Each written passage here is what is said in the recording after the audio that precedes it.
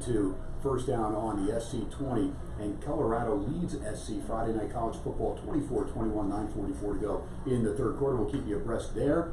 Of course, we've got World Series action going right now, and it looks like the Houston Astros up 4-1. Washington trying to get back in the game right now with men at first and second and one out. And in that game is what, the bottom of the seventh or sixth, JD? I believe it is the bottom of the sixth. Okay, Sixth. so the bottom of the sixth. So the guys are on top of that here. We got everything rolling. And if you haven't been to Legacy Stadium, it's a great place to watch all the games. Monday through Friday, 11 a.m. to 10 p.m. Happy hour, 3 to 5. Monday through Friday, ladies' night, of course, on Wednesdays. 607-2665 to make reservations. 607-2665 as Steven Montez goes around the end, and USC acts like they never even knew Steven Montez was on the field as he takes it in for a touchdown. I think somebody touched him when he was 8 yards into the end zone. 30-21 Colorado, extra point pending. This is very hard to watch SC now. I know better, and I don't bet on SC on Friday Night Football unless they're at home. They took care of Utah on a Friday night this year. First time SC's playing 2 Friday games since 1977, way back when. They won both of those, but they're up against it right now. Keep an eye on this. Brad Powers is with me, of course, and JD Sharp. We are here at Legacy Stadium. Again, we always let everybody know, 702 area code. Most of you have been to Vegas. A lot of you that pick us up right up to 702 or the 720 KBWN dial, you know that it's 702 area code here because we're on the West Coast. You'll pick us up. If you're picking us up on the app, and again, it's the free app, KBWN 415 FM 720 AM, KBWN free app. You can listen to the Vegas Take, where JD Sharp, who's part of this show, is also part of that show with Brian Shapiro. Sharp and Shapiro, they come at you 9 a.m. to noon Pacific time, so noon to 3 on the East Coast.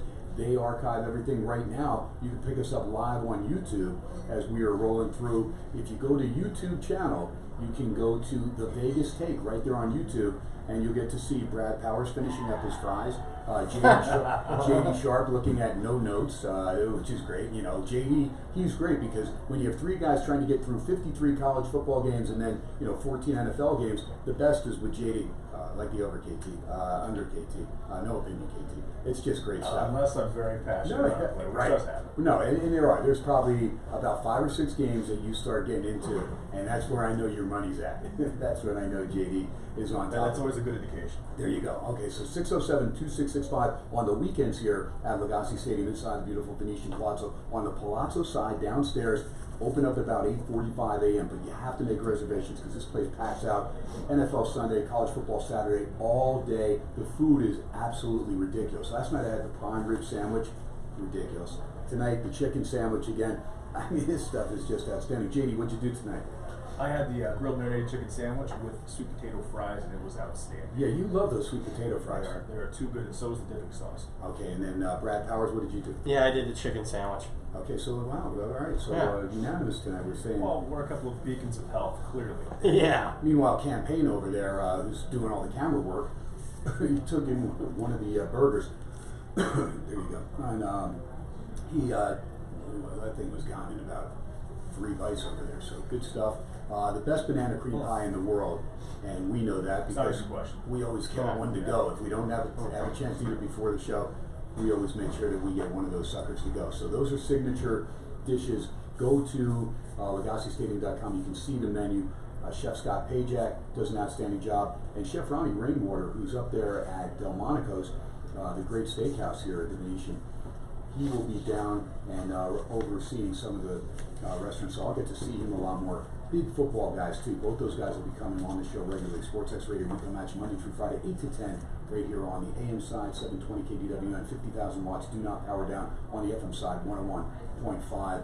And we are going to roll on through. If you need rooms at the Venetian, 866-263-2999, 866-263-2999. No need to upgrade. All rooms are suites, 1, 2, 3, and 4-bedroom suites. It doesn't get much better than that. And Cocktail Collective, this is all about JD. Him and his wife, they've probably taken, I guarantee, Town Nightclub. They've been there. Electric Cocktail Club, Racina Cocktail Lounge, and the Dorsey Cocktail Bar, all part of the Cocktail Collective on property. And we will elaborate on some of the shows a little bit later in hour number 2. Tons of college football games to get into, NFL as well. We will keep tabs on Colorado and USC. Colorado up by 10 right now with 9:16 to go in the third quarter from Boulder. And let's see, it's still 4-1 with 2 outs now on the Nats and men at first and second as a strikeout there. I believe, by the bullpen for Houston. All right, here we go, guys. We're going to roll on through. We're going to go rather quickly, and if there's some of the games that aren't as big as some of the other ones, we'll cruise on by. I like the opener. How about Connecticut at UMass? Although I like this kid, Zergiadis. He's not a bad quarterback for Connecticut. The ball has actually been moved with this guy in charge. Randall West back at the helm for UMass. UMass at home. Remember, they do have a win at Akron. So a D1 win for the Minutemen, but Connecticut is still a 9.5 point favorite on the road. There are 10s out there. If you like UMass, you can find 10. Total of 62. Brad, any weather? And Brad, by the way, is going to update us, folks. A lot of inclement weather scheduled for tomorrow, so make sure you check it. Don't just start playing overs left and right before you understand there's a lot of weather in action tomorrow. Yeah, about 15 games, KT. And looking, and not this game, though. Although, looks like the New England game that's going to be played in Massachusetts the day after, that's when the weather will roll in. How about this, KT? Connecticut, last 20 times, they've been a favorite. Do you know their record against the spread? 20. I'll say 1-19. Wow. Thanks, KT. Really? Stealing my thunder. I have no 1-19. I just figured 1-19. And now they're laying double digits on the road for the first time in 8 years. Give me UMass. Don't pass, KT. Wow, awesome. Absolute. Don't even get involved. Not even one word. There you go. 12:30 p.m. Pacific time kickoff. 3:30 East Coast. How about Illinois coming off the incredible upset of Wisconsin? Badgers still licking their wounds there. No Rondale Moore, more than likely, but David Bell, the freshman, has stepped up. Had 13 catches last week for 197 and a touch. Jack Plummer, he's the quarterback. Like I said, Rondale Moore not out yet, but he's listed as doubtful. I doubt he plays. And Brandon Peters going to try and engineer another upset for Illinois. Inclement weather could come into play here. Corbin and Brown out of the backfield for the Illini. Brad, what about it? Did the Illini have a major letdown? Are they still being patted on the back as they took off for West Lafayette? Yeah, I'm on Purdue here quite a bit. I like the Boilers here. I think there's been a fundamental change the last couple weeks for them. JD, you know, I mean, you watched that Iowa game. I mean, Purdue's not the same team that they were a couple weeks ago when they're getting crushed by Penn State. But with that being said, the weather is going to be a big-time negative for Purdue because they want to throw the football 40, 50 times. So it's pretty much gone from best bet material to me to a strong lean slash like on the Boilers. Yeah, you're right. In the Purdue game, Iowa did win the game, but David Bell just harassed Iowa, and Matt Hankins in particular. I like the under here. Brad, real quick, if David Bell and Rondale Moore Oh my are goodness. on the field together, now when we find out what Bell's got, I mean, this is what we thought could happen with this Boilermaker offense. Yeah, and I think they're going to be a play-on team from now until the end of the season because Moore is going to probably come back. But I'm going to tell you right now, early preview for 2020, Purdue's going to be a big-time sleeper in the Big Ten. JD, you agree? Yeah, I mean, they have no Lorenzo Neal. They have no Marcus Bailey. They're missing a couple of guys. Rom can recruit, absolutely. They're a team that needs to be watched moving forward. Yeah, Marcus Bailey, leading tackler last year, was off to a good start this year as well. We'll see how things pan out. 31-21, USC on the move, 7:30 to go in the third quarter. Colorado, big double-digit dogs, and Brad and I were wondering why that line was at 13.5. SC down to a four-string running back, who's not bad. Kristen had over 100 yards in his debut last week, and it looks like he's taken off here. Just missed getting outside, would have taken it to the house. But SC in the red zone now at the 16-yard line, a 2nd and 6 coming up, trying to get back in within a field goal of the Buffaloes. Let's move on down. Next game on the docket, San Jose State and an Army team that I said was not that good. And I was against them on the money line last week with Georgia State, if you guys remember. So I cashed out with the Panthers. Let's see if San Jose State can cover the 10. I'm going to take San Jose State plus the 10, 53.5 the total. I'm going to go against. Look, I think Hopkins is one of the worst passers in Division I football. So if you put the pressure on this kid and you shut down the run, which a lot of people have been able to do, Slomka and McCoy aren't bad. But I think San Jose State can slow them down. I like the way Jordan Love's playing. This is a fun San Jose State team. I know they got burned against San Diego State, and they only had 1 penalty in that game. They lose it by 10. How about the Aztecs had 12 penalties? That shows you, even if you play disciplined football, sometimes you can be outmatched, like San Jose State was last week. They lost it by 10 to the Aztecs. But I'm looking for San Jose State not only to hang in this game, have a chance to win this game up at West Point. Yeah, it's going to be a pass for me. Here's a couple major factors, though. San Jose State already saw the option earlier this year against the Air Force. Didn't work out so well, but the second time around, probably better suited. But what worries me, keep in mind, this is a West Coast team playing a very rare 9 a.m. Pacific start time. Pass.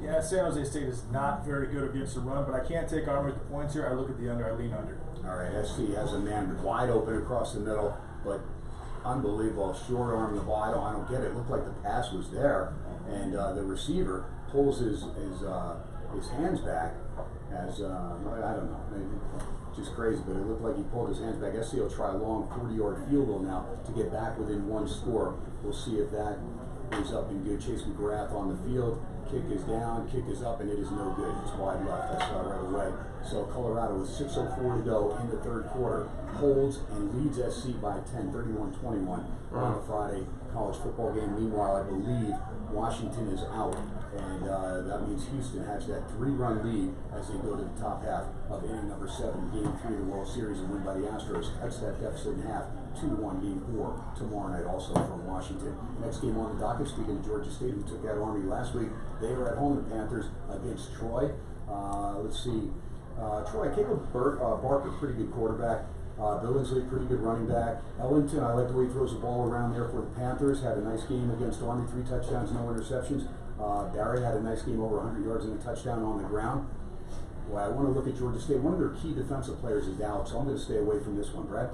Yeah, so Georgia State's off 3 consecutive outright upsets, but I think at this point they're starting to get a little expensive with them flipping the favorite here. I'm actually leaning Troy. Yeah, total pass, KT.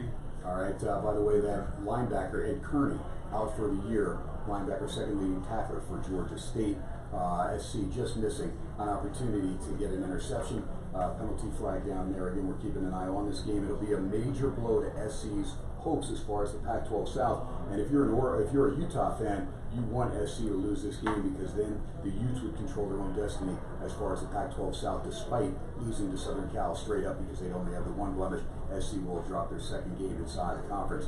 Next game on the docket, Boston College. They're at Clemson, who's no longer the #1 team in the country. The Tigers in Death Valley are going to be laying 34.5 points, up to 35 some places. Etienne coming off a big game. Lynn J. Dixon running the ball well. Lawrence, 8 interceptions, which is hard to believe. 14 touchdown passes.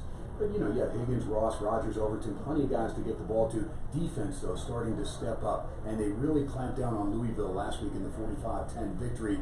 That surprised me. Not that Clemson won and covered the number, but that the game did not go over the total of 60, which I think went up to 62.5.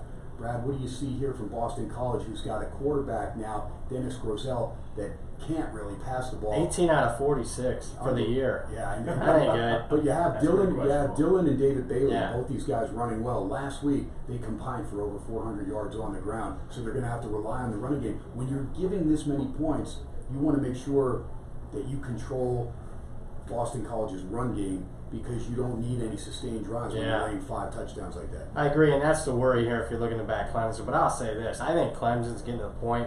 I think they're starting to get a little agitated. Here's a team, defending national champ. They're still unbeaten, and they dropped from 1 to 4 in the polls, despite the fact they're an A&M backdoor cover away from being 6-1 against the number. I'm slightly leaning here with Clemson. I think BC's too one-dimensional on offense. They are very one-dimensional, but they have 2 backs. One's 6'1", 250, the other one's 6'1", 240. I think Clemson is lacking that bulk inside. I think they can sustain a couple of drives. I lean BC here. It'll be interesting. Yeah, Clemson's starting to play better on the defensive side of the ball. Isaiah Simmons, 6 sacks leading the way. And also Tyler Davis, talking about that defensive line that lost all those great players. He's doing pretty well. Has 4.5 sacks himself. Next game on the docket, a Memphis team that took care of business in a big way at home over Tulane. They're going to travel to Tulsa. They're going to lay 10 points to Tulsa. Zach Smith and the Golden Hurricane going to try and get it together with Shamari Brooks and company. Brady White comes off an outstanding game. 358 by the airwaves, 5 touchdowns, no picks. How about Kenneth Gainwell? 104 on the ground and a touchdown, 9 receptions, 203 and 2 touchdowns. Talk about a one-man band. Wow, that was a great connection last week. Tulsa outgained Cincinnati by 60 yards. However, 5 turnovers, only 2 by the Bearcats. That spelled doom for Tulsa. It is Memphis, -10 on the road, 50.5, Brad.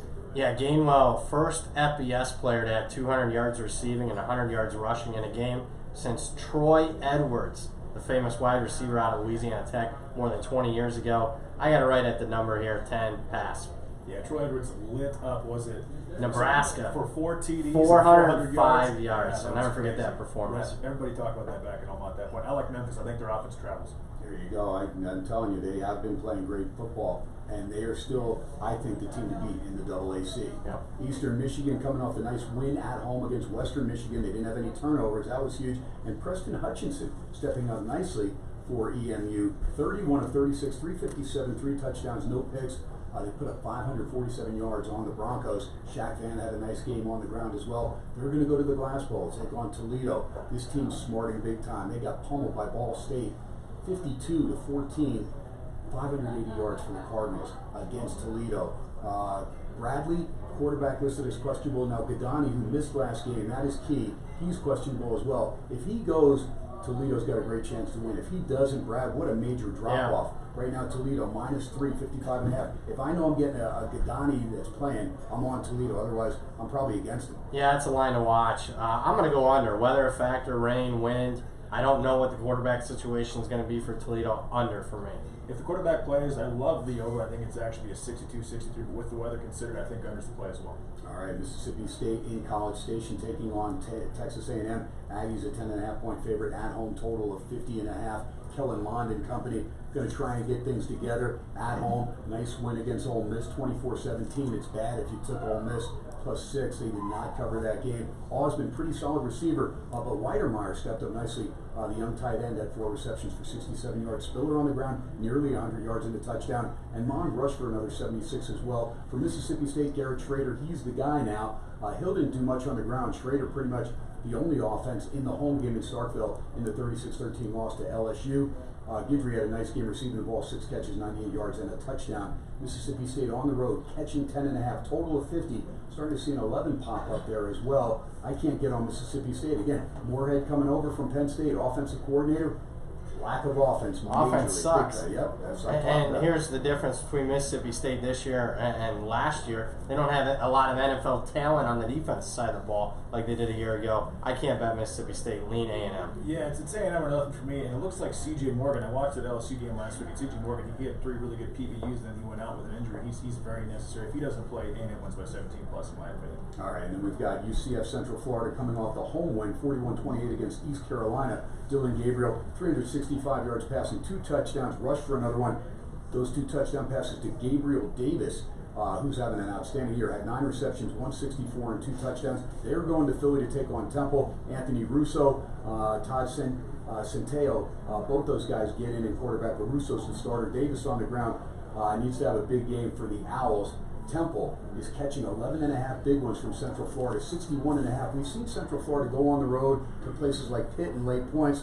This is a decent Temple team as far as catching double digits. Yeah, Cincinnati, an outright loss. Pittsburgh, a loss. I'm on Temple here. They've already pulled a couple of outright upsets earlier this year. Memphis and Maryland. Numbers too high for me. I'm on the Owls. Yeah, the line's kind of interesting. This UCF team kind of plays like SMU plays, and SMU just blasted Temple last week. I think this Temple of offense is going to give Temple a lot of issues. I don't think they can make it up offensively. I like UCF for points or KT. All right, here. Meanwhile, Brad's alma mater, Bowling Green, off the blowout win against Toledo. They got pummeled pretty good last week. Grant Lloyd tried to do what he could, but they lost to Central Michigan 38-20.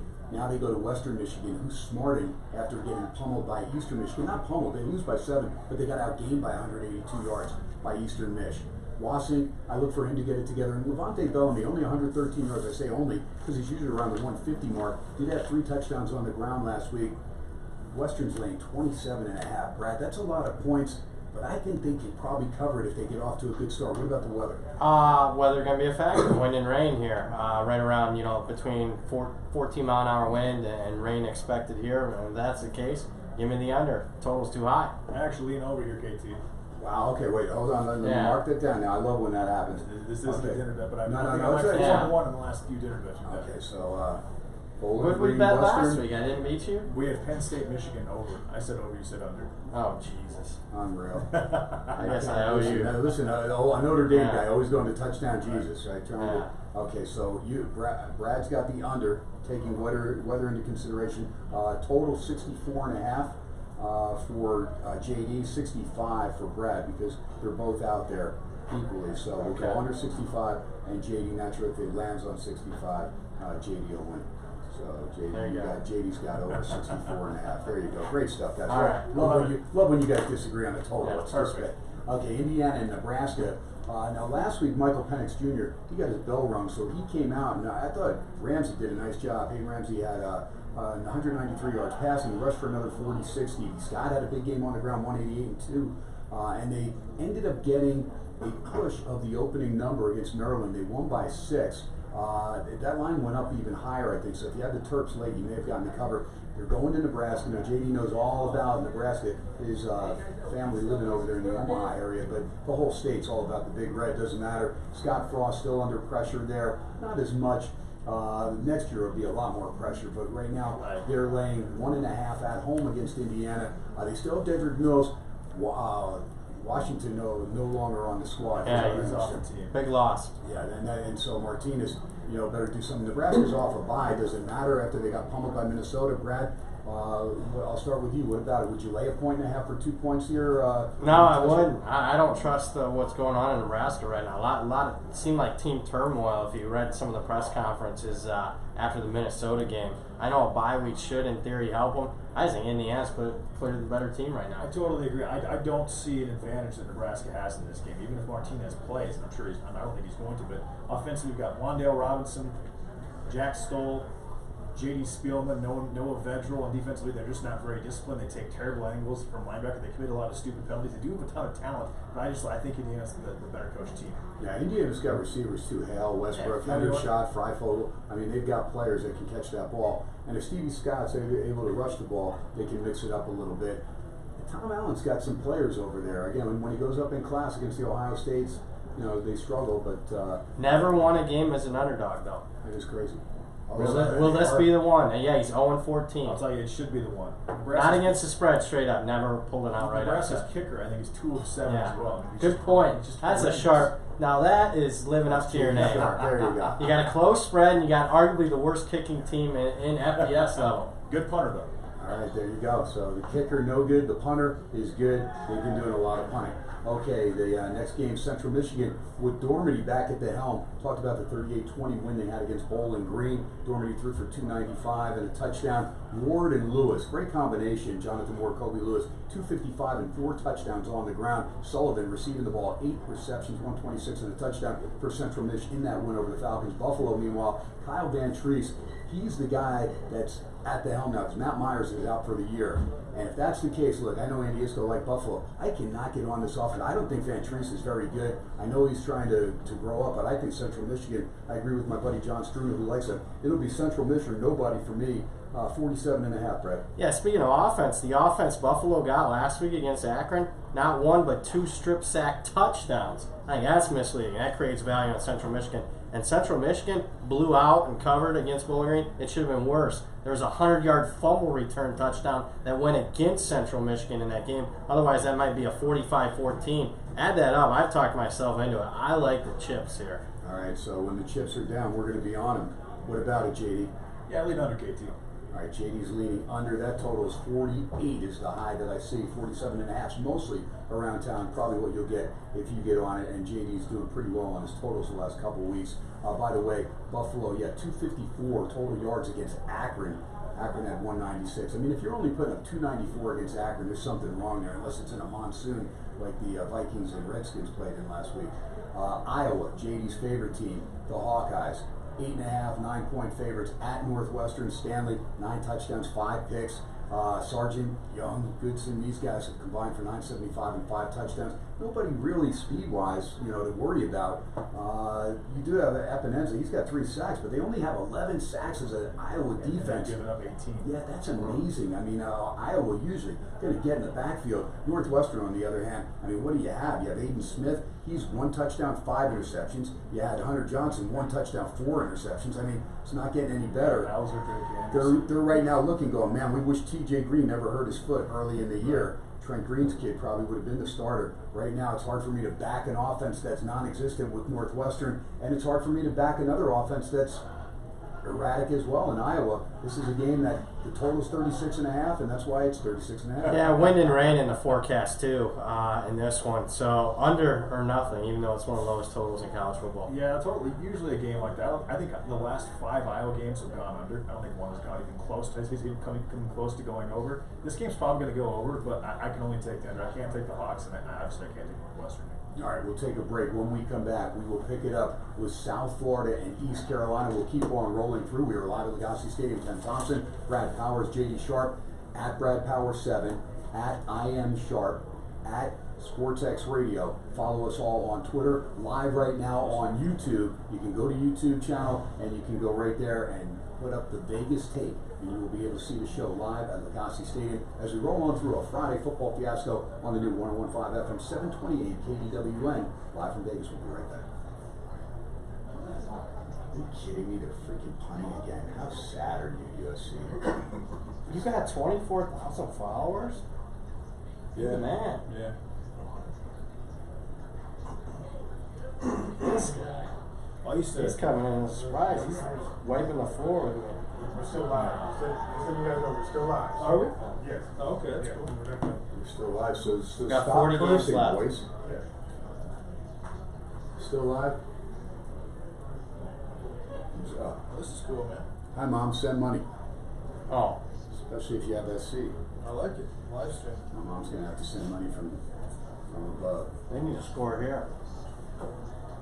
Oh, fuck. And this That's actually, fine. looks good too. Jay, see, now you guys didn't catch Yeah. that. I said the monsoon with the Redskins and the Vikings Yeah, when yeah. it was the Redskins and Yeah, the yeah. Niners. My It's buddy's all a right. Niners fan going, KT. Get it together. We knew what you meant. Absolute joke. Another Friday night loss. It's like the Thursday night loss up in Corvallis. Yeah, I remember that one. 08. Yeah, It was, John Fez Rogers Yes. and his brother, Rizzy. the receiver. This is cool, man. Yep, Mr. Rogers' neighborhood. That hurt. That was an elite SC team, I too. know. I was going to play the Lakers tonight because it would have been worth me losing money to watch them lose again. But they were laying 3.5, and I'd like to get middled. Utah lose by 3. That was the best SC defense, I think, ever. They only allowed like 9 points a game. Does the angle just like change randomly, or how does it No, I work? changed it. Oh, you change it from the computer? Yeah. Oh, so, I changed it right here. oh, so you. Why are you not in this? You're not Yeah, in this that's shot. No, I was. Again, it was. JD's like, wait, It was- Ziggy's my haircut. Right, right. Yeah, I paid good money for I this. actually did pay good money for this. Went to a barber. The Vegas barber did a good job. I was impressed. They did the Vegas take on you. Yeah, to the right. Hands over there. It's unreal. You got reserve Yeah, duty? I'm changing. I mean, these are like high and tight haircuts that when you were in trouble back when I was in the Navy, Right, that's how they knew that you were restricted to the ship. They cut your hair up there, Yeah. so they knew you were in trouble. Yeah, Marines got that anyway. They didn't have a choice. Right, right. But yeah, the Navy guy had that. It was called the high and tight, and so they knew you were restricted to the ship because nobody did that because they wanted. Right, So they thought it looked all goofy. Hey, this is cool, man. This is great. How we doing? 3 watching. 6 watching. There we go. 6 watching. 6,000 watching. 6 more. It's just 6.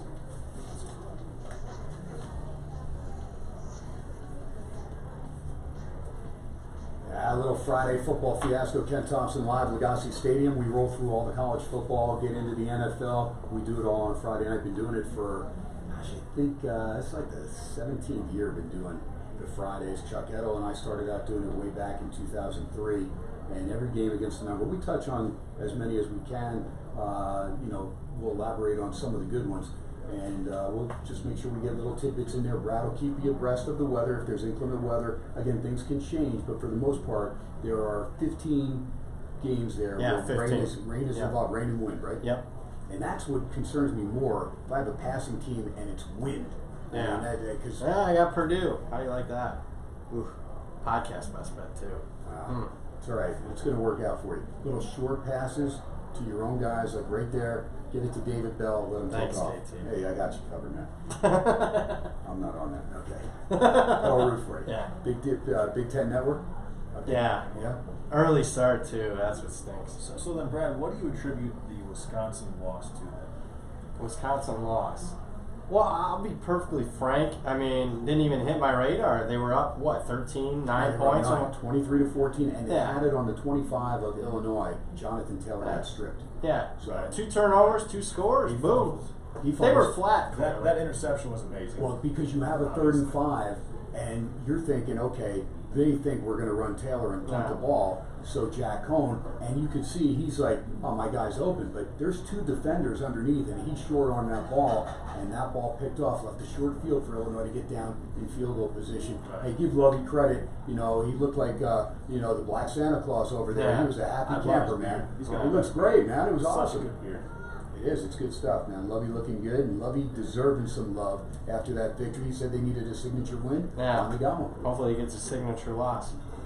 There you go. I know Tomorrow. you got Purdue. By We're 10. rooting for By you. 10, yeah, by 10. There you go. Just by 10. All right, South Florida and ECU.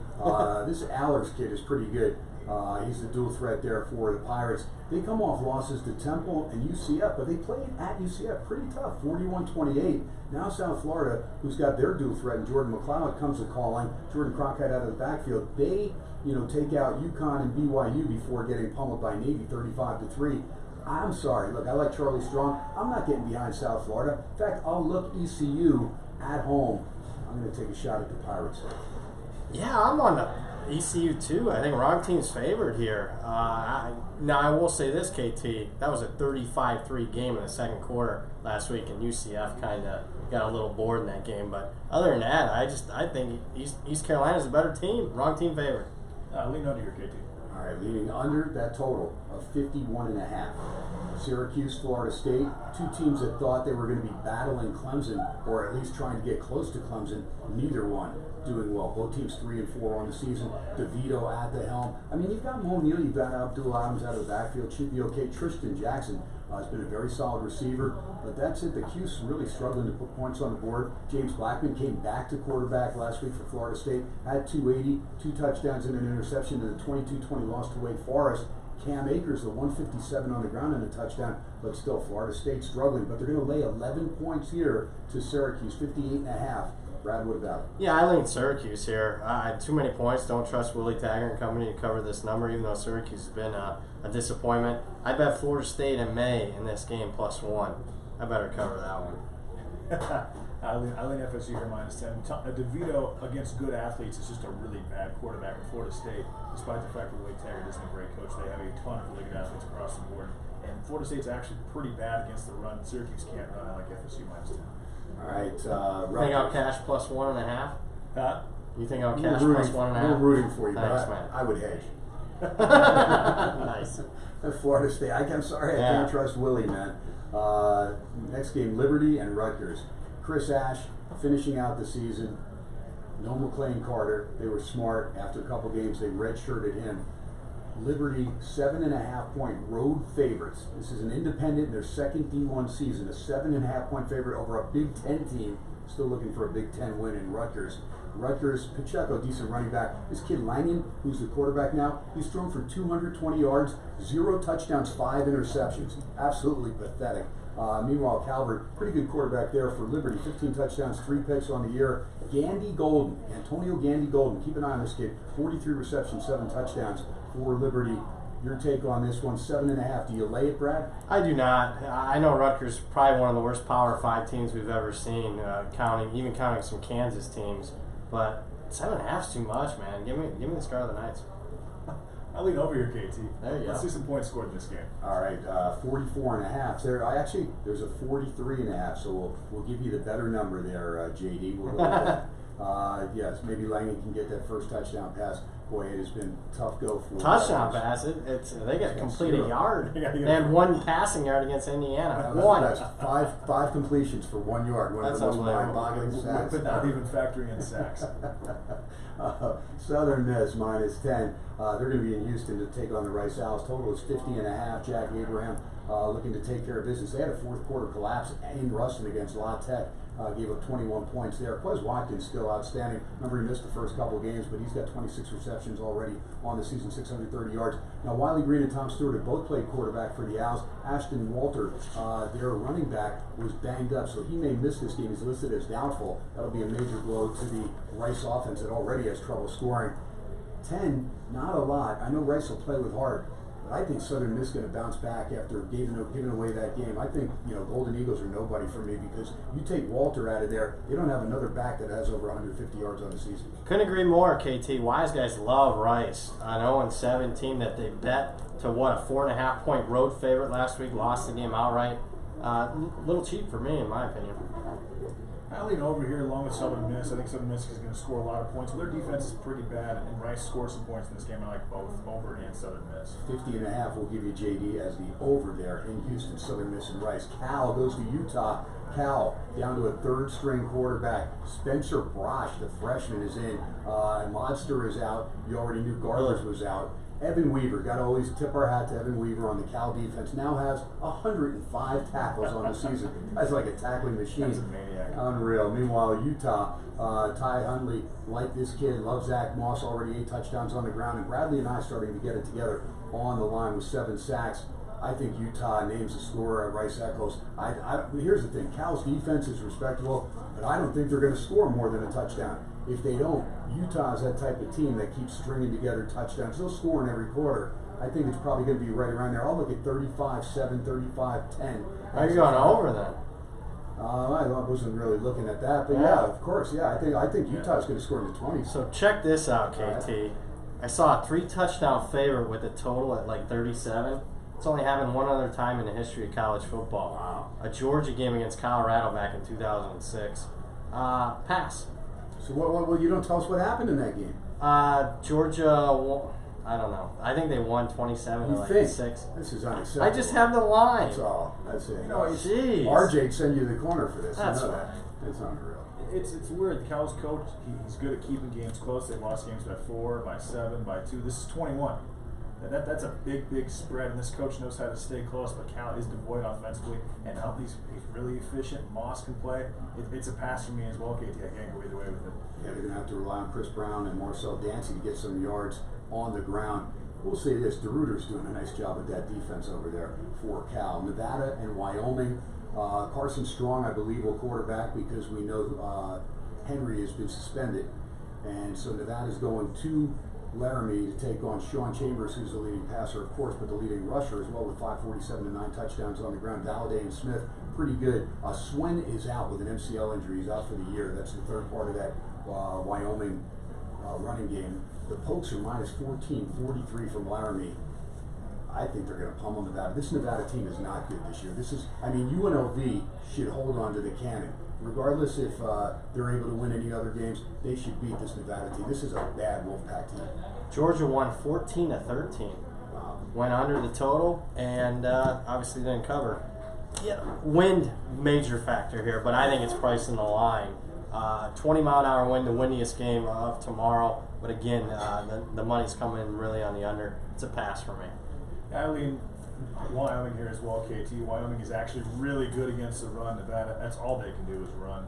And Nevada's really stopped the run very well. I think Chambers has a big game. I think they win by 20 plus. That's the thing. If it's windy, I'll take my shot. There you go. Because Chambers doesn't. He's a decent passer. He's a safe passer.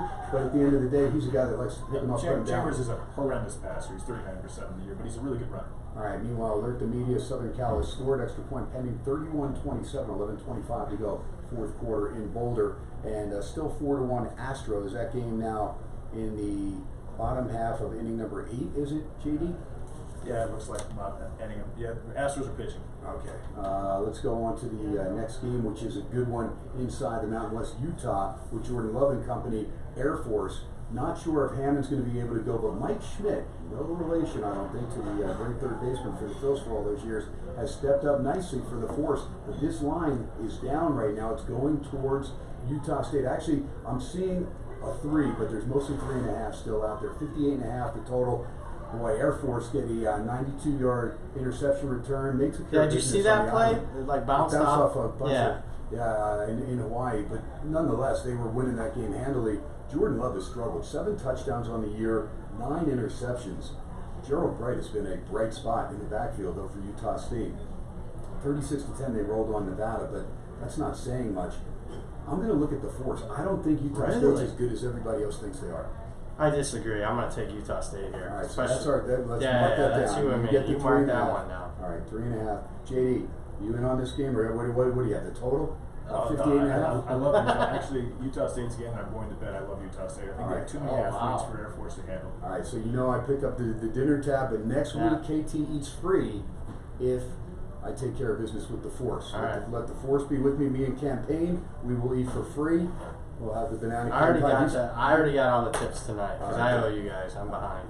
Yeah, you know, you're very generous. And last year you kicked my butt over there on Straight Out of Vegas, or no, on the Dream Pod. Dream so Pod. yeah, you got me. For I don't a even bunch know of what it years. is this year. I think you Yeah. got me this Yeah, year. I'm just so far. I mean, the last You few keep weeks. track. Yeah, I've been doing pretty well the All right, last few you weeks. keep track. Yeah, I'll settle up You with went you. against Utah with Arizona State last week. I think Utah State can play well against a one-dimensional team like Air Force, and Air Force is very one-dimensional. Utah State has too many wide They're receivers. not Air as Force can't one-dimensional though. They're not just a running team this year. So that's why it's not the same. They have been throwing, whether it's Hammond or even Schmidt last week. Right. I mean, they are throwing average 24 yards per pass. Check attempt. it out on your little phone there Yeah. quickly. This guy's over here like with he's like Johnny Shorthand, the stenographer Yeah. over here. It's awesome stuff. JD Sharp.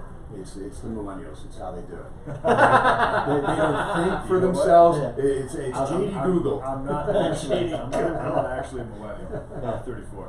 Are you? So where do you fall under? I'm not even sure. Yeah, I'm not either. Yeah, I don't know. Generation Y, I think. Yeah. Generation Y, Yeah. WHY, Yeah, that's I'm for not sure. Who knows? All right. And talking to your dad, Jeez, Doug, he'll say, I don't know why, KT. Should have stopped with his older brother. All right, by the way, and I already broke that to you, he's the only one in the will. So you better start hitting some of these games. Right, absolutely. Hawaii and New Mexico, next game on the docket as we roll on through from Albuquerque. 9.5 is the number, some money coming in on New Mexico. Why? 70.5 the total. Now they suspended the one quarterback for indecent exposure. And Sherian Jones? Yeah, Sherian Jones is suspended. Tuiati, I guess, will probably start. Now Bryson Carroll and Amari Davis out of the backfield are both decent. They're both. Davis is actually listed as questionable. For Hawaii, Cole McDonald, you better have a big game here because I mean Colorado State picked this team apart in Albuquerque, won by 14. But put up over 500 yards. I think Hawaii could put up 900 yards in this game if they get it together. I swear, man. And Rolovich, he's not pulling any punches. He kicked off the team, the transfer from Cal, Stovall. He kicked off Keith Stovall. Yep, he kicked him off the team. Not that they need him because you have Bird, Ward, Smart, and Sharsh. Those four guys, that quartet, 165 receptions and 18 touchdowns this year. McDonald's thrown for 23, but the 10 picks is concerning. If he struggles to bring in Cordero to bail him out, I think Hawaii's a great play in this game. I agree, especially you can find 9.5. Are you kidding me? That's going to make my card if that's going to be the case. And I'll just say this. Hawaii is in a unique role, laying almost doubles on the road. It's their largest road favorite role in 8 years. But with that being said, how do they not have success against a bottom 10 defense here? Give me the Rainbow Warriors. Yeah, I like the Warriors too as well. Hawaii. There you go. All right, so we're all on the Warriors. Warriors come out to play.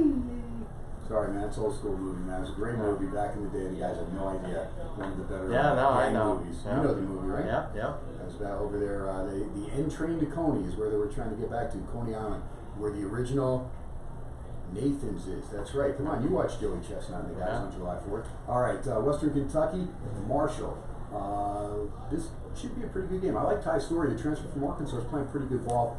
How about Lucky Jackson at 5 receptions, 141 and a touch last week? They beat Charlotte 30-14. Marshall, Isaiah Green, Brandon Knox on the ground. Green quarterbacking, threw for 2 touchdowns, but Knox on the ground last week, 224 yards and 2 touchdowns for the Thunder and Herd. They're at home. They're 4.5 point favorites. Total 44.5 at home against WKU. Brad, what about it? I'm a slight lean on Marshall here, although much respect to Western Kentucky, particularly on the defense side of the ball. They are legit on that side of the ball. Just a slight lean on the Thunder and Herd. Lean under your KT. Under the total. That total again, 44.5. There are some 45s there. The guys like it under. We'll give them the 45. Arizona and Stanford. KJ Costello questionable. So is the other quarterback, Davis Mills. Yes. So Jack West may go. Oh. Yes, if Jack West goes, I'm all over Arizona. Grant Gunnell, though, actually came in and he took care of business last week as far as quarterback because did Tate get hurt in the game? Nah, He just struggled, right? Yeah. I mean, what has happened to this guy? I don't know if to blame Sumlin or what. I mean, but Arizona. His head's just not in the game. Yeah. You saw that a couple weeks ago, and that just continued against USC. Wow. Meanwhile, 41-14. Yeah, they lost at SC. The stats weren't as bad. Castile had a nice game though. 4 receptions, 101 and 2 touchdowns for AZ. For Stanford, they got beat up pretty good by UCLA. They only had 198 yards of offense. Cam Scarlett, 13 carries, 34 yards. I can't take Stanford. I mean, Goodell, at least I like him. He plays with heart. Yeah. It's a young quarterback. I'll look at Arizona here if I know that it's Jack West going for Yeah, Stanford. Jack West played like Adam West. Oh, I mean, Adam West from today. Adam West, he's Yeah, good. I know. That's what I said. He played like Adam West from You're today. talking the Mayor and Family Guy. Yeah. I'm talking the Yeah. old Batman. Yeah, the yeah, original yeah. Batman. Yeah. Yeah, he's the best. Yeah, I can't bet Stanford here. It's Arizona or nothing. Well, what does Stanford have? You got Scarlett, Parkington. Maybe if Arizona has a quarterback who can manage the game like Goodell can, they have too many athletes. They're just a better team. I like Stone. There you go. And the running game's solid. J.J. Taylor probably going to go about 80 yards last week. Could get more. Meanwhile, we've got Colorado State at Fresno State. Patrick O'Brien did a nice job. Oh, did I miss? I'm sorry. Yeah, let me get that. Okay, sorry. There it is, right there. Washington State, Oregon. That's because that's a bigger game at Autzen Stadium. Justin Herbert and the guys cost me some money last week coming back from 10 down with about 6 minutes to go. Meanwhile, Southern Cal on the move. They are at their own 31, down by 3, 10-13 to go fourth quarter against Colorado. Buffs lead at 31. Montez hurt. Out. Montez is hurt. He is out. That's a tough break. Meanwhile, Oregon, though, trying to get acclimated with the offense without Jacob Breland, which was a big loss. Now, Verdell and Dye are both cleared to play this game out of the backfield there to help out Herbert. Johnny Johnson the third, Jalen Red. They still have decent tight ends with Spencer Webb and Addison. On the defensive side of the ball, Troy Dye, he anchors that D. Next week, Oregon has to go to Southern Cal. They come off the Washington game, so this could be a sandwich spot. And look at Alex Gordon and Wazoo. They've covered 9 straight. Not Alex Gordon himself, but Wazoo's covered 9 straight in this series. Max Bordy last week, 105 on the ground. That's huge because that takes some pressure off just passing the ball. They haven't had a game where they've had over 30 yards rushing in a while. Last week they got it together and did just that. They rolled over Colorado 41-10. I think they're going to hang in this game, going to try and cover 10 straight. I'm going to take Wazoo. In fact, I already bet Wazoo. I took them plus 14. Looking for Arconato, Winston Jr., Patman, and Harris, these receivers, to gain some yards against Oregon. I think Oregon's going to win the game. They're at Autzen Stadium. They're going to stay with just that one loss to Auburn. But I think Wazoo's going to make a game of the bread. Yeah, I think they make it 10-0 against the spread. But the 9-0 obviously is a big number. What's bigger, though, is the average cover margin in those 9 games. 16 points per game is the average cover for Washington State in this series. And I'll tell you, when you got a 2-touchdown dog, who would you rather have in Washington State? Throwing from behind, even if they're down. You got a live dog, even if they're down 21, throwing 40, 50, 60 times a game. Give me the Cougars. Yeah, I like Oregon here minus 14 KT. There we go, write that one down. Yeah, despite the fact that Breland's out for the year, I mean, that was a big deal for Oregon to lose it. But they're much better defensively. Washington's not very good defensively. They played well against Colorado. Colorado's not that good. They're playing well tonight. But I like Oregon's offense. Herbert's got 68% in the year. I think 28 touchdowns, 1 interception. He's played exceptionally well. They have 2 really, really good cornerbacks. Washington State's 3rd or 4th wide receiver is going to have to beat them to score a lot of points. I like Oregon minus 14. Now the Huskies blew that 10-point lead. That doesn't happen normally with a Chris Peterson team, but got to give Oregon credit. The 4th and 2, and had 2 4th-down conversions on that drive just to bring them within 3. Naturally, of course, Washington's getting 3 at home, which means when Oregon scores, kicks the extra point, they win by 4. That's the way college football's been going. That's why I tell you on Thursday nights, just listen to the Bets Like a Girl play of the week right here, by the way. We'll find that play for you. I got to remember what the heck it was. She gave it last night, and I just got to remember what it. Oh, Stanford. Yeah, it was the Stanford game. Was it the Stanford? They're at home against Arizona. I think. I want to say. I think she took Stanford, the Cardinal, at home. That's her play. So I want to go against it, and if I do, I end up losing. So I just learn. I guess I'll probably stay away from that play. Colorado State and Fresno State from Fresno. Look, last week, 21 first downs for UNLV, 21 for Fresno State, but 5 turnovers for UNLV, 0 for the Dogs. George Reyna, blue-collar guy. Cropper did a nice job out of the backfield last week. Ronnie Rivers had a couple touchdowns as well. But Colorado State with Patrick O'Brien, 420 yards passing, 3 touchdowns, no picks. Now, they are missing Marvin Kinsey. He is out. But Jackson had a big game. How about 9 receptions, 214 and 2 touchdowns? Yeah, they beat up on New Mexico, but Colorado State, 551 yards. At the end of the day, I can't take them against Fresno, but I think Fresno's a little overrated. 14.5. Brad? Just a slight lean on Fresno. I am worried about that misleading final from last week. Lean Fresno. Yeah, lean under your KT. Under 56.5 JD's got in that game. We've got time for several more games real quick. Missouri and Kentucky. How about Missouri, man? Just when you think they're on track after that opening loss to Wyoming, no, they get short-circuited at Vandy. That's right, UNLV went in there and won by 20, but Missouri, with Kelly Bryant and company, They get beat by Vandy 21-14. Roundtree, 12 carries, 29 yards. Are you serious? Kelly Bryant, a one-man band. They're going to take on a Kentucky team only mustered 177 yards at Georgia. Lynn Bowden is their quarterback now. I mean, this guy's a wide receiver. Here's great stats for you as a quarterback. 2 for 15 for 17 yards. Yay, team. Are you kidding me? 17 carries, 99 yards on the ground. But Akeem Rose, 9 carries, 37 yards. What's the total in this game? 46. 46. It's down to 44.5. There's a reason being. Is there any weather in this Yeah, one? weather. 14-mile-an-hour winds, rain. Yeah, give me the Under. under. Yeah, give me the Under. under. I don't think there's going to be more than 35 in this game. Yeah, under for me, and I'd slightly JD, in you're on Kentucky. No, I don't see how Kentucky can score many, if any, points in this game. I like Missouri minus 10. I think they score. I think we'll by 17 All plus. right, mark it down because Brad likes Kentucky. Oh, lean, no. Give me the under. Leaning?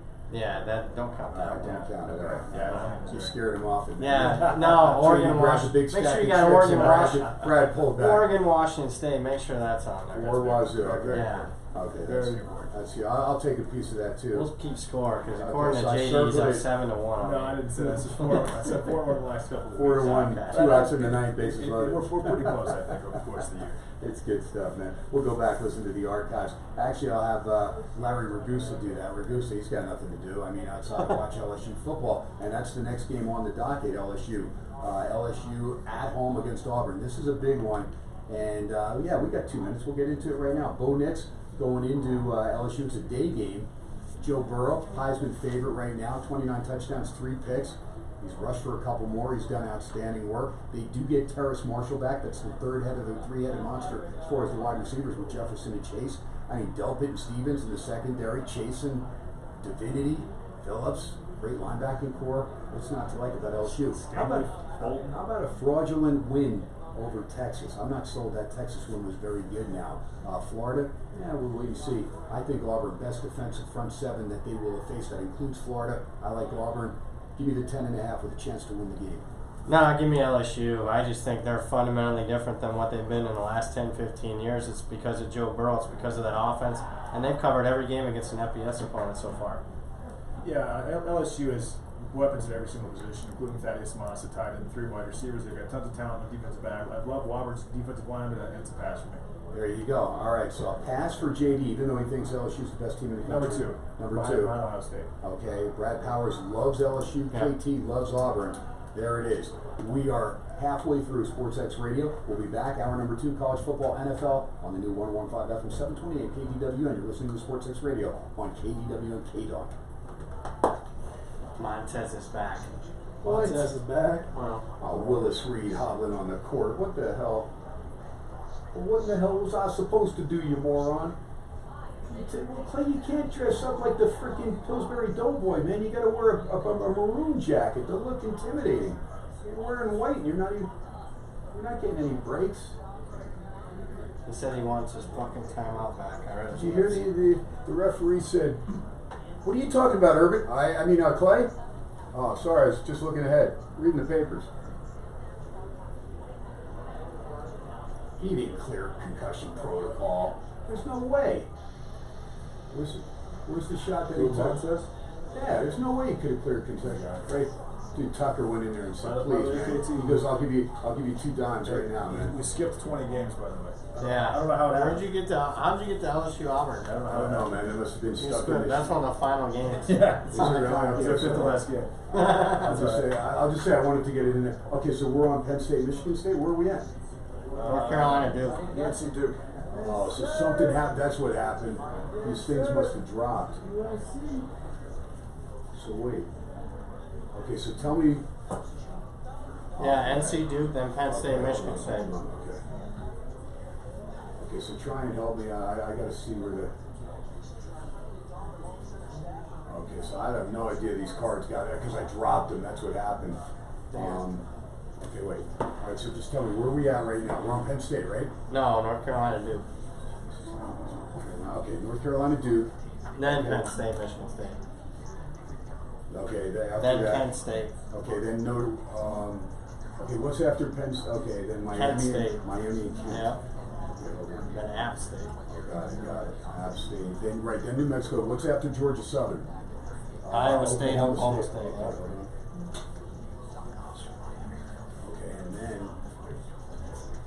IU, okay. Okay. Thank you. Alabama and Arkansas is in there. Okay, so I got that. You want me to take them up to the counter? Okay. I'll take them up. Okay. Thank you so much. Kansas State. Oh, where's Tennessee?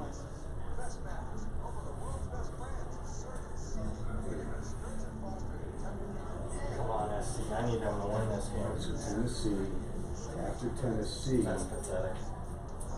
That was the game right there. Really? Yeah. What was it? Third and 8.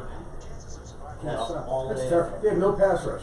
Absolutely That terrible. missed field goal was big. Yeah, I get big time. Look at this. Look at it. No, what are you doing? You can't even get any pressure. You got to dial up a blitz. Look at this. Look at this. All day. All right, dude, it's first down with Yeah. your freaking bullshit. Get back to the huddle.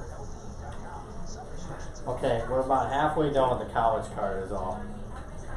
Well, Yeah, we so we got didn't get 27 and 14, 41 games. We gotta roll. We got Yeah. it. I'll just start doing some JD Sharp. Just gotta just Over. Okay. Under. over. Very Okay, slow. so where are we? In some of these games, I just don't pay attention. North Carolina Duke. Okay, I got that. North Carolina Duke. I got that. Then Penn rolling on State. through. Okay, so then after Tennessee, let's see. After the Tennessee game, After okay, Tennessee. Oklahoma, Kansas State. Okay. Yep. Then after that is Minnesota. Maryland. Yeah, Yeah. Maryland. Okay, then that goes all the way Texas and TCU, Virginia, Yeah. Louisville. Okay, after Virginia, Louisville, then we got Akron. Okay, Virginia, that rolls Louisville. into- Oh, okay. Where's Pittsburgh, Yeah, Miami? no, that's in there. Oh, I'm looking okay. at the bottom of the cards. Oh, I'm sorry. And then, no, that's okay. Because somehow I dropped my sheet, and that's what these cards, and that's how it messed up.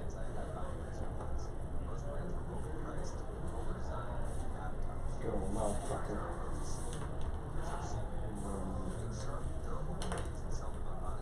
All right, so just so you know, there's some What? injuries. Let me see this. NC State, both their corners are out. Ingram and Smith. Okay. Pinkney, linebacker, out for Miami. Yeah. Kinsey, you knew. They're going to start Perry. You know, he's banged up. Northern Illinois, Antonio Jones Davis. Their second. Yeah, Northern tackler is Illinois out. has a lot of guys. Secondary tackler, he's Yeah. out for the year. Their leading guy, Pugh's been out. Florida State, Dontavius Jackson. Major tackler. He's out. Brendan Eagles out for Texas. That's huge. So that puts more pressure on Colin Johnson and Duvernay. Okay, this doesn't matter because this game's not until the 31st. Drayton, of course, got suspended for Marshall with their leading safety. Second leading tackler. He's out for domestic violence. He choked the chick out. Can't do that. Choked her, man. Nope. They found, these guys. And he's in jail. 55,000 bail. Wow. Good. Drayton. Central Michigan tight end Tony Poljan is out. 84 points in this Lakers game. Through two quarters and 2 minutes. I know people are going like, LSU. We I got a know. different card, Grinch. You were rolling, so we didn't stop you. We didn't question. I thought you were doing, Didn't question the master. I thought you were giving Syracuse That's it. Syracuse. Syracuse. Yeah. The Goose. Thought you were giving him a break. He was tired. All right, so now we're going straight through, man. Yeah. So and you'll be ready for the NFL too. Okay.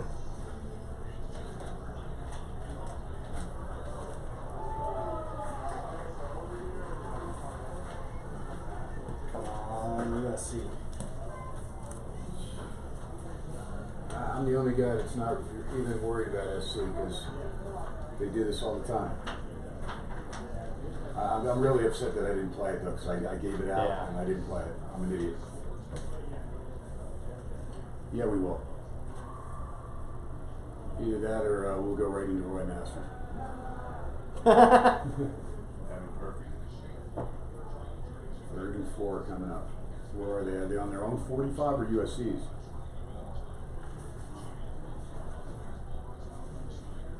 Oh, we love this place. Tons of injuries. NFL.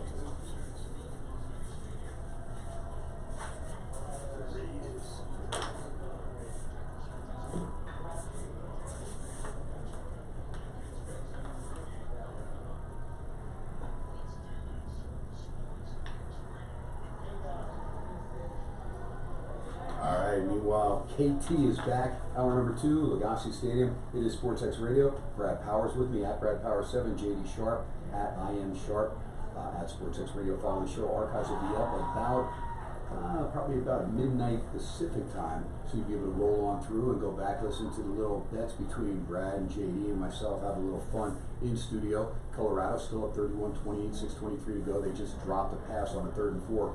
4th down, they'll try and pin USC deep in their territory, or maybe fake a punt. Right now, we're keeping an eye on that game. Meanwhile, World Series just about over, and looking like Houston trying to take care of business as Washington trying to stay alive in the bottom half of the 9th inning. Lakers lead Utah 45-43, 9:01 to go in the 3rd quarter. Low scoring game there. Keep an eye there. I jumped ahead somehow because my cards that I have all my notes on fell somewhere between here and the studio, so I jumped ahead to the LSU game, which was not in rotation order. These guys are thinking that I owed Ragu some money, so being the big LSU fan, he probably bet his friends that I would get to the LSU game in hour 1. Since I was not going to get to it, I just jumped ahead. Yeah, that's right. Yeah. That's You true. couldn't make it to the 2nd hour. You had to get it in. That's right. There you go. All right, so nighty-night, Little Riley. You got your LSU game in, and good to go. We are picking things up with Duke and North Carolina, I believe. Yep. If all things are, I'm trying to just find that over as far as the line. Where are we at? Yeah, there we go. Okay, we've got North Carolina -3. There's 3.5s out there, 53.5. And I do know Mark Lawrence loves Duke in this game. He says teams that come off multiple overtime games like Carolina did, and of course they lost it, they have a terrible record against the spread. Duke taking care of business early in the year, but they just got pummeled by Virginia, 48-14. Quentin Harris struggled in that game. Kaepernick, the young kid, came on and did an adequate job for a touchdown pass. They need production from Deion Jackson out of the backfield. Sam Howell leads the way for Carolina. Michael Carter out of the backfield. Daz Newsome had a big game in the overtime loss, 6 overtime loss to Virginia Tech. Carolina favored 3.5. You like Duke? I'll give you 3.5, Brad. Yeah, I'm on Duke here in this one, mainly because misleading loss last week against Virginia. 5 turnovers for Duke, and they gave up a 95-yard kick return. And again, I'll play against North Carolina off a 6 overtime game. Yeah, I think Duke's just the tougher team. Where UNC cannot stop the run. That's going to be hard against a team like Duke with a lot of athletes, decently coached. They can play offense. I like Duke for 3. All right, a lot of money coming in against the Nittany Lions. Now, Penn State was a 6.5 point favorite. 7, I think, when it first came out. 6.5. Now it's down to 5, 5.5. There's some 4.5s popping up. A lot of money coming on, and on the Spartans who are coming off a bye. See if Lewerke can get the ball out to Stewart or Cody White. Siebert, also the tight end, needs to come into play. Willekes and Bocce, excellent on the defense, but it's really the offense that has really sucked for Michigan State overall. Sean Clifford got Penn State off to that 21-0 lead because he's got KJ Hamler. Fryer was pretty good tight end, but Hamler's the guy. You slow him down, you got a chance to beat Penn State straight up. Parsons, Brown, and Johnson, outstanding linebacking core. Keep an eye on Shaka Toney. He's not 100% with the knee. I don't know if he's going to go. If he was cleared, Brad, maybe Gross Matos will go. But if Shaka Toney's not going, that's a major loss on the D-line for Penn State. Nittany Lions still a favorite, but I'm leaning for the boys from East Lansing. Yeah, I'm on Michigan State here. I mean, it's just not a good spot for Penn State off 2 primetime games. Both went down to the wire. Both games that Penn State actually got outgained in. I'm on Sparty. Yeah, I think it's going to be one of those rough, nasty games. I love Michigan State's D-line against Penn State's O-line here. I think that Michigan State can actually win this game. I already bet it myself. I bet it when it was at 6. Oh, sooner or later. Yeah, it's over, baby. The Astros took care of business. 2 games to 1 now as Washington's World Series lead gets cut in half. Game 4 tomorrow. Meanwhile, Miami of Ohio at Kent taking on the Golden Flashes. Dustin Crum's done a nice job for the Golden Flashes. Brett Gabbard leading the way for Miami of Ohio in the 27-24 win against Northern Illinois last week. So it'll be a good one. Golden Flashes at home. I've been a lean there. I like this team. They're -2.5. You can find 3s if you like Miami. 55.5. What about the weather, Brad? Yeah, a little bit of wind and rain here. 11 to 14 mile an hour wind here. Lean under for me, and also lean on Kent State. Yeah, I like Kent State. Miami Ohio cannot score points. Kent State can. And that's how you win football games. You have to score points. I like Kent State. All right, Appalachian State. They could be in that New Year's Day bowl there, the group of 6. I mean, this team's playing outstanding ball. The boys from Boone, North Carolina, 27.5 point favorites against South Alabama, a South Alabama team that has a non-existent Jaguar offense. I do like Evans out of the backfield for App State, and Zach Thomas doing a nice job winning that ball around. They put up 572 yardage-wise against ULM in the 52-7 route. I'm glad they called off the dogs, Brad, because we had under 66. Yeah, we did. And they were within one touchdown of pushing that number. We will keep an eye on things as they roll on through in that game. But App State, big-time favorite at South Alabama, 27.5. I think they cover it, JD. Yeah, I like South Alabama plus 26 or KT. Oh, you do? Okay, well, I'm going to give you 27.5. Yeah, that's fine. I like that too. You know, you got extra I think they can stay close enough. Steve Johnson is a decent quarterback. They've got right back. KT, we're going under again. Weather an issue in this one. Wind and rain, so we're going under. All right, let's see a 2nd and 20. They gain about 18 on an incredible pass and catch, and trying to get the ball across midfield. And yeah, boy, they're right there. It's going to be probably 4th and inches as they go under the 4-minute mark in Boulder, 31-28. Colorado leads it. If you missed it, the World Series Game 3 goes to the Houston Astros. New Mexico State and Georgia Southern. Josh Adkins will lead the Aggies to take on the Golden Eagles. Bryce Carpenter there for Georgia Southern running the show now at quarterback. Boy, this is one that I'll look at. 14 points. I think New Mexico State can cover that number. Yeah, tough one for Georgia Southern, who lost their freshman offensive lineman, unfortunately committed suicide this week. So, team playing with heavy hearts. New Mexico State off a bye. Don't see a lot of value on passing. Yeah, total pass or KT. All right, meanwhile, Oklahoma State, Iowa State, big one from Ames. Oklahoma State costing me and Brad some coin last week against Baylor. And then some. Iowa And State. my beard. That's right. Yeah, that's true. Yeah, I was curious where that thing went. I didn't get a chance to ask you that. Yeah, the beard was gone. He said if Oklahoma State. Ask Spencer. didn't cover last week. Spencer Sanders. Spencer Sanders fumbled his beard away. Yeah, he did. Ugh. No doubt about it. Iowa State, Brock Purdy's playing pretty good ball. Breece Hall is a guy they found in the backfield. How about 19 carries, 183 yards, 2 touchdowns, 3 receptions for 73. They found their guy in the backfield. That's good enough for me. How about Orion Vance, too? 6.5 sacks. Love Marcel Spears, Mike Rose. Those linebackers are solid, man. Iowa State, Oak State. I'm going against the tackling interception machine, Spencer Sanders. They may go to Drew Brown if he continues to struggle. The transfer from Hawaii who's a senior. I'll take Iowa State. I'll lay the points. Yeah, I'm gonna take the points here. I just think it's a little steep, even though I think Iowa State's clearly the superior team. I think 10.5 is too many points. Give me the Pokes. Now lean over your KT. All right, leaning over. All right, SC in Colorado territory, under 2:45 to go. Keeping an eye on that. Colorado leads it by a field goal. Watching it right here for you. Next game on the docket, Florida International. Butch Davis going to Murfreesboro, Tennessee, to take on Middle Tennessee State. And Asher O'Hara, who's a dual threat there. He and Chase Cunningham both played. Cunningham actually came in mopped up there for Middle Tennessee. They lost to North Texas 33-30, but a good effort. James Morgan, pretty consistent for FIU. They only beat UTEP, though, 32-17, and I say only because the Miners are pathetic. Kyle Loxley led the way there. Southern Cal gets a touchdown with a little over 2 minutes to go. Too much time left. No, they need the extra point to put themselves up 4. We'll wait and see. They do have a missed field goal. See if that comes back to haunt Southern Cal. If you get a pick 6 right here, it'd be a miserable beat for those that took Colorado in under 11 right before kickoff. Brad, what about it? FIU Middle Tennessee, the line right now, FIU favored 2, 57.5 to total. Favorite total of the day, we're going under KT. 20-mile-an-hour wind, rain, and total hasn't adjusted enough yet. Under 58. I'm with Brad. Under. Under, I'm on it too. I think Fez even got me like a 60 or something. What was Yeah, that? he did. He got you a 60. Yeah, Fez is. He was like a day early, and Yeah. I'll tell you, they are not. These totals are not adjusting like they should for this. Well, we're happy about that. All right, maybe you can still make some money. Take a shot on it. FAU and ODU, Chris Robeson leading the way for the Owls. Tough loss to Marshall, 36-31. This kid, Messiah DeWeaver, that's quarterbacking. Are you kidding me? 17 carries for 14 yards, 6 completions for out of 24 for 82 yards, no touchdowns in the pick. I know it's against UAB. End of the day, this Monarchs team, they got to look forward to basketball season. This offense is pathetic. I'm against ODU. I'll lay the 13 on the road with the Owls. Yeah, I don't want to lay the 13 on the road because, I mean, you look at statistically FAU and that yards per play differential, that's a favorite wise guy stat. They're only number 107 on passing. Yeah, total pass KT. All right, Ohio Ball State. This is one I'll look at the home team, -2.5, 60 the total. I think it's the year for Ball State to pay back a lot of these MAC teams. Yeah. Already took care of business.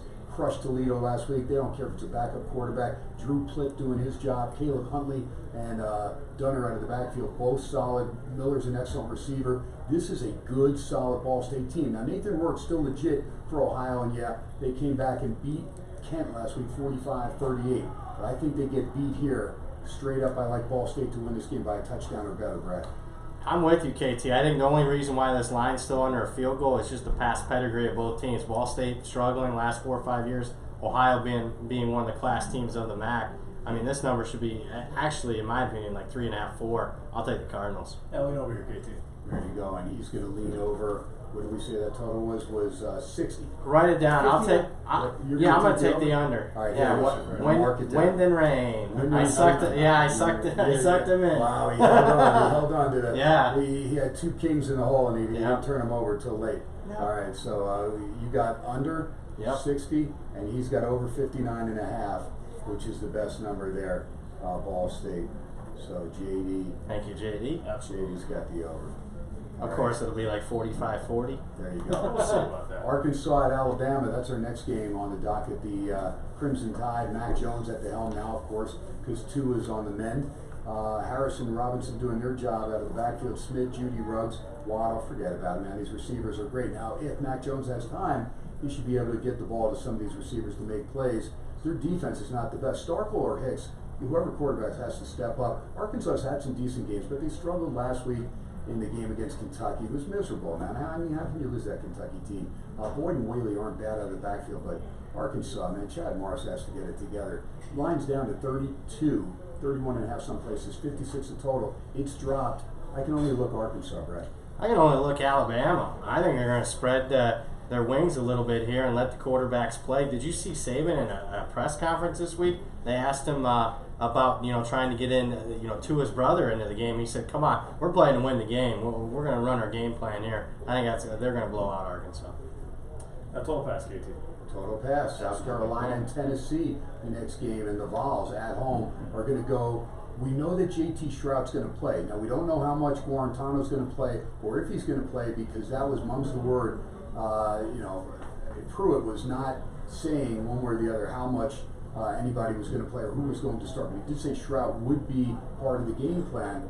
Last week, if you missed it, Guarantano tried to improvise on a quarterback keeper, which turned into a 101-yard touchdown return the other way. He got grabbed by the face mask by Pruitt, got embarrassed basically. Now South Carolina comes in. Now, no Rico Dowdell, he's out. But keep an eye on Tavian Feaster, the transfer from Clemson. And I'm telling you, mark my words here, this is KT right now. If South Carolina stays healthy and Rico Dowdell's back for the last game of the year, South Carolina beats Clemson on the last game of the year, Brad Powers, and Tavian Feaster, the former Clemson back, has a huge game in the upset win. How cool is We'll that? bookmark that prediction. There you go. I'll just be. Are you serious about this? I'm dead serious. Really? Wow. I'm dead serious. I'll just be happy if they lose by 23 because I bet South Carolina in the game plus 24 in the summer. All right, right now South Carolina's a 4.5 point road favorite, 47 total in Knoxville. Lean Tennessee.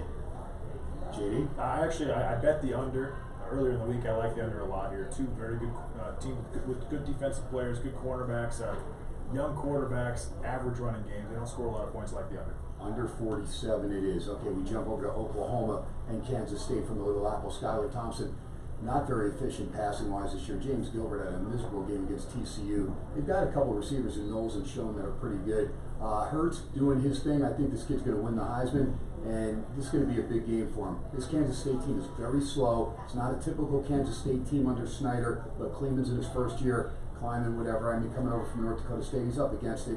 I think Oklahoma's going to run all over this team just like they have been. Meanwhile, USC, is that it? They just stopped them on downs, KT. A 1 yard short for Colorado. SC fight on, wins, There you but go. doesn't cover. That's okay. I don't care. As long as they get the W. Colorado has one timeout left. A minute 27 to go. 35-31. The boys from Troy lead it. Oklahoma, though, in this game is favored by 23.5. 60 the total. I think the Sooners win by 30, Brett. I disagree, KT. Give me Kansas State here plus the 23.5. I think you're laying a little bit of a premium here on the Sooners. That's what you thought last week, too. And you took West Virginia. And Yeah, I you got got more points, too. And you Yeah. still didn't cover. Well, Kansas State's better than West You know, Virginia. Kansas State gives up about 5.5 yards a carry. That's not good against a team like Oklahoma. But they also control the ball really well. They don't turn the ball over a lot. I like the under and KSU here, KT.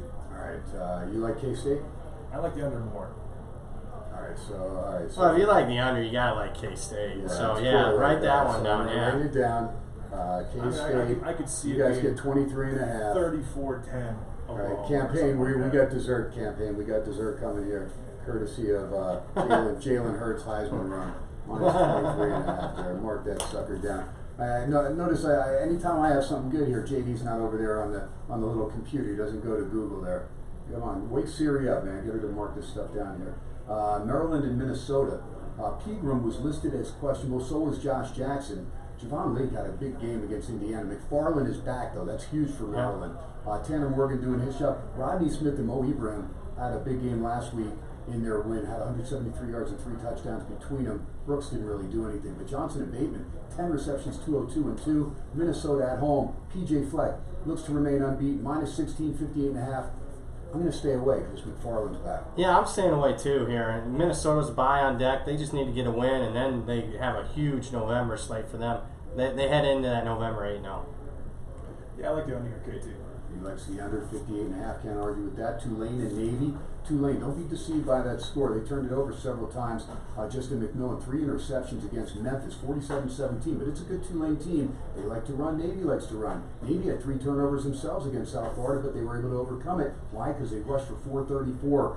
Malcolm Perry had 188 and 2 on the ground. He is solid. Carruthers and Smith another 136 and a touchdown. Navy at home in Annapolis, minus 4. There's 3.5s out there if you like the middies. Plus 4 if you like Tulane, 57 to total, right? Give me Tulane here, who defends the option quite well. They already saw Army this year, and they defended Navy quite well here in the past. I like the Green Wave. I'm going to ride the wave. Yeah, I lean Tulane as well. I think Navy played very well last week, but that was a pretty bad team to beat. All right, Kenny Niemalo going to give me a W there. Keep the middies rolling, but I do like this Tulane team as well. Texas and TCU, Longhorns, you can find a -1 if you like TCU, and you can find a pick if you like Texas. I already played Texas as a pick 'em. Reason being, when in doubt, I got to go with Sam Ellinger. That's just bottom line. Max Duggan, I can't take that guy. I know they have Anderson and Alana Lua out of the backfield. Rieger and Barber not bad there for TCU, but this is again not a typical Gary Patterson team. Their linebacker Garrett Wallow, he's the real deal, 63 tackles, but they don't have anybody else that has more than 31 tackles. This team used to collectively be some of the best athletes in the country. They have dropped off majorly as far as recruiting. Therefore, even though Eagles is out, Colin Johnson's there, Jake Smith and Duvernay, I think that's enough. I think Texas wins a close game. I'll take Texas as a pick 'em. I know it's in Fort Worth, Brad, but I'm on the Longhorns. Yeah, I'll take the Longhorns too. Ellinger, the difference. I mean, who would you rather have, Ellinger or Duggan in this one? Give me Ellinger. That's all it comes down to is Ellinger. And if Eagles wasn't hurt, the line would be 4 or 5. Texas has better Really? athletes. I think so, yeah. Oh. Texas has better athletes. They have the better coach, in my personal opinion, and Ellinger's just a much better quarterback. I like Texas. Yeah, I don't know. Yeah, we'll see. I don't know. People are too high on Herman early because of his record against, as an underdog or whatever. I don't think he's a better coach than Patterson. I think Patterson's recruiting has dropped off majorly over the last 3 years. That's for Yeah, sure. look, if Saban didn't have his recruits, would he be a great coach? At Bama. No, it's Yeah, I recruit. mean, that's what makes Lots it great. harder to recruit at TCU than Texas. Recruiting is a big part of There's a culture. reason Phil Jackson didn't coach the Knicks, right? He played Right. for the Knicks, but he didn't coach the Knicks. Exactly. He's got to Yeah. be where Scotty and Michael are, where Shaq and Kobe are, Yeah. right? So you got to have the players, right? Miami and Pitt.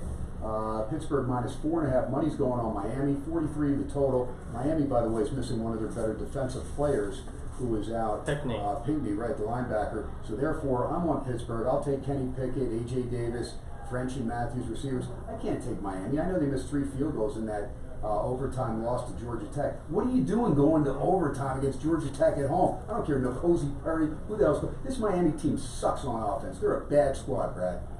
Yeah, Lions says it's going to be a close game. It's similar to the Nebraska handicap. You got Miami, one of the worst teams in the country as far as kicking game goes. 6 field goals inside 34 yards. 6 field goals they missed inside 34, plus a couple extra points. Give me Pitt. Yeah, I lean Pitt here. I also like the under. Not a lot of points in this game. Pittsburgh's actually a pretty decent team. I think they have a shot to be competitive against Clemson in the ACC championship if that happens. I agree. They should have beat Penn State. In Penn State, they had that game. Who doesn't go for a touchdown when you're on the half-yard line? No, that's Narduzzi. All right, Virginia and Louisville. Bryce Perkins and company, they're going to lay points 3.5. You can find 3 minus some juice here. Look, I think Louisville got exposed by Clemson's defense. I'm going to take Virginia. I like Virginia's defense much better. I'll take a shot. Perkins going to make things happen. Talapapa, pretty good out of the backfield as well. Dubois and Reed, pretty good receivers.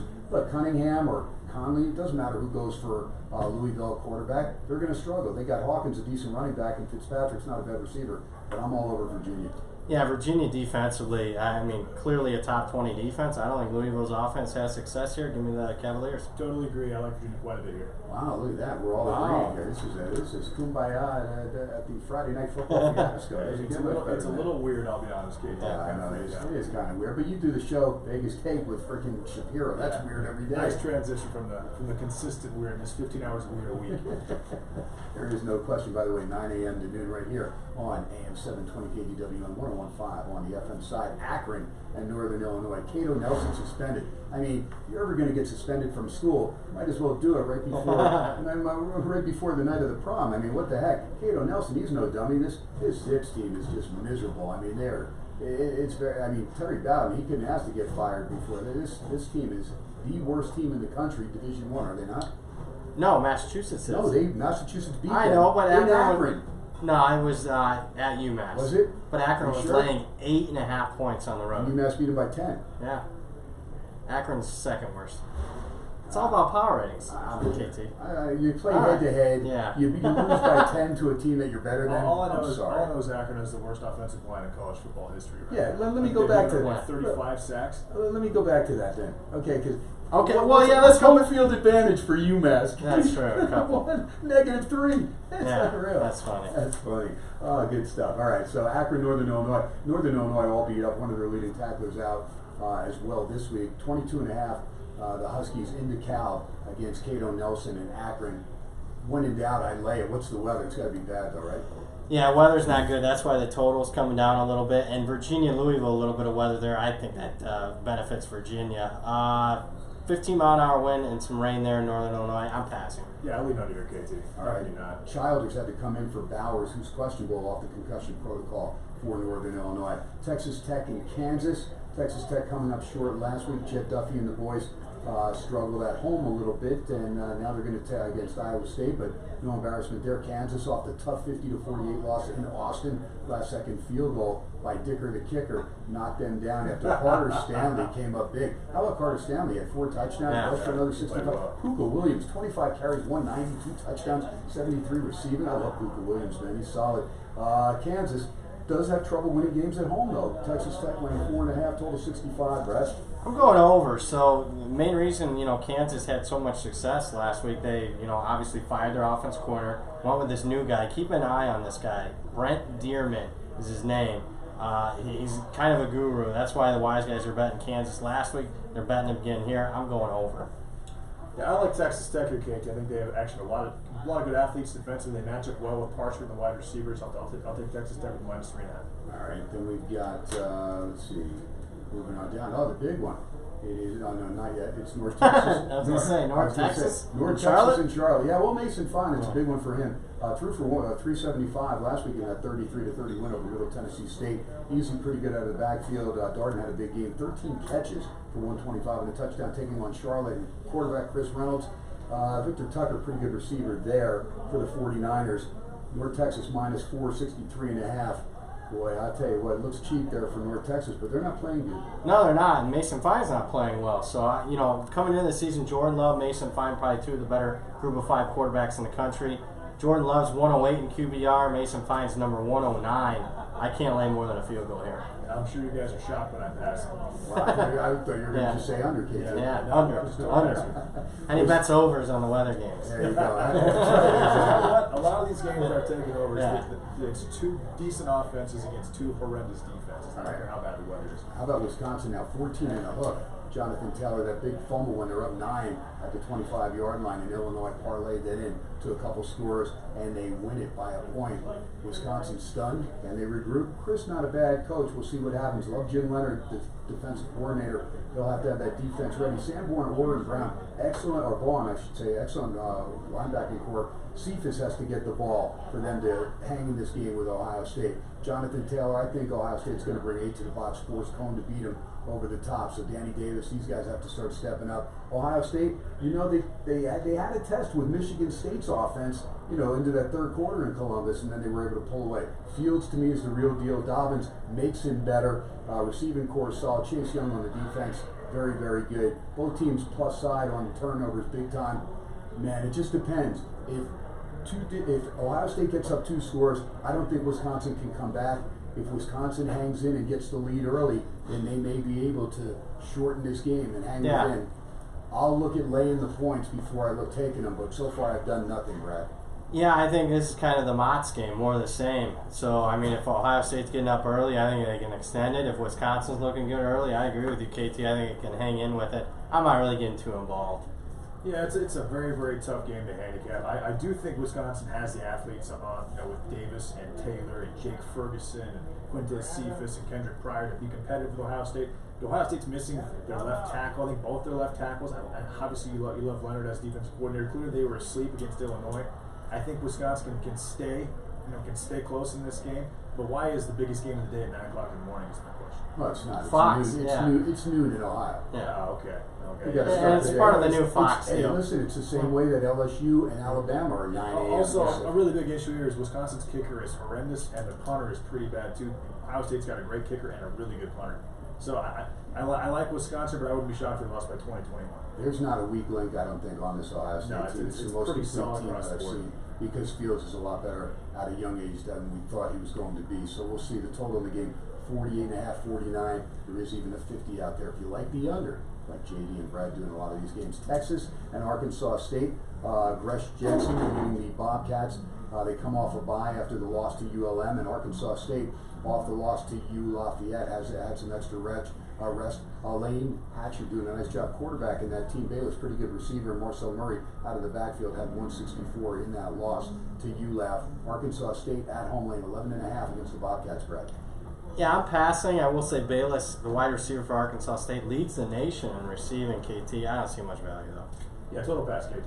There you go. La Tech at UTEP. Kai Loxley back at the helm there. Mike Loxley's kid threw for 117 and a touch, rushed for another 66 yards in the loss, but the cover last week, while La Tech had a 21-point fourth quarter. Jamar Smith and company coming back to beat So Miss. Now La Tech on the road, going to lay 50.5, Brad, in El Paso. Yeah, too many points. I mean, Skip Holtz usually struggles in this role. He's good as a dog, but laying a significant number. I think I'm leaning UTEP here, although I will say this. UTEP's last 13 home games are 1-12 against the number. Yeah, I think Louisiana Tech is probably the most underrated team in the country. I think they're a really, really good team. They have a great quarterback. They've got 3 good wide receivers. They have a cornerback named Emmett Robertson, who actually leads the country in interceptions. I like La Tech here with the points. All right, we'll come back to Notre Dame, Michigan, and finish on that game. Arizona State's at UCLA. Jaden Daniels, how about these stats against Utah? 4 of 18 for 25 yards, no touchdowns and a pick. 4 of 18 for 25 yards. This heralded freshman that Brad was telling me about last week, are you kidding me?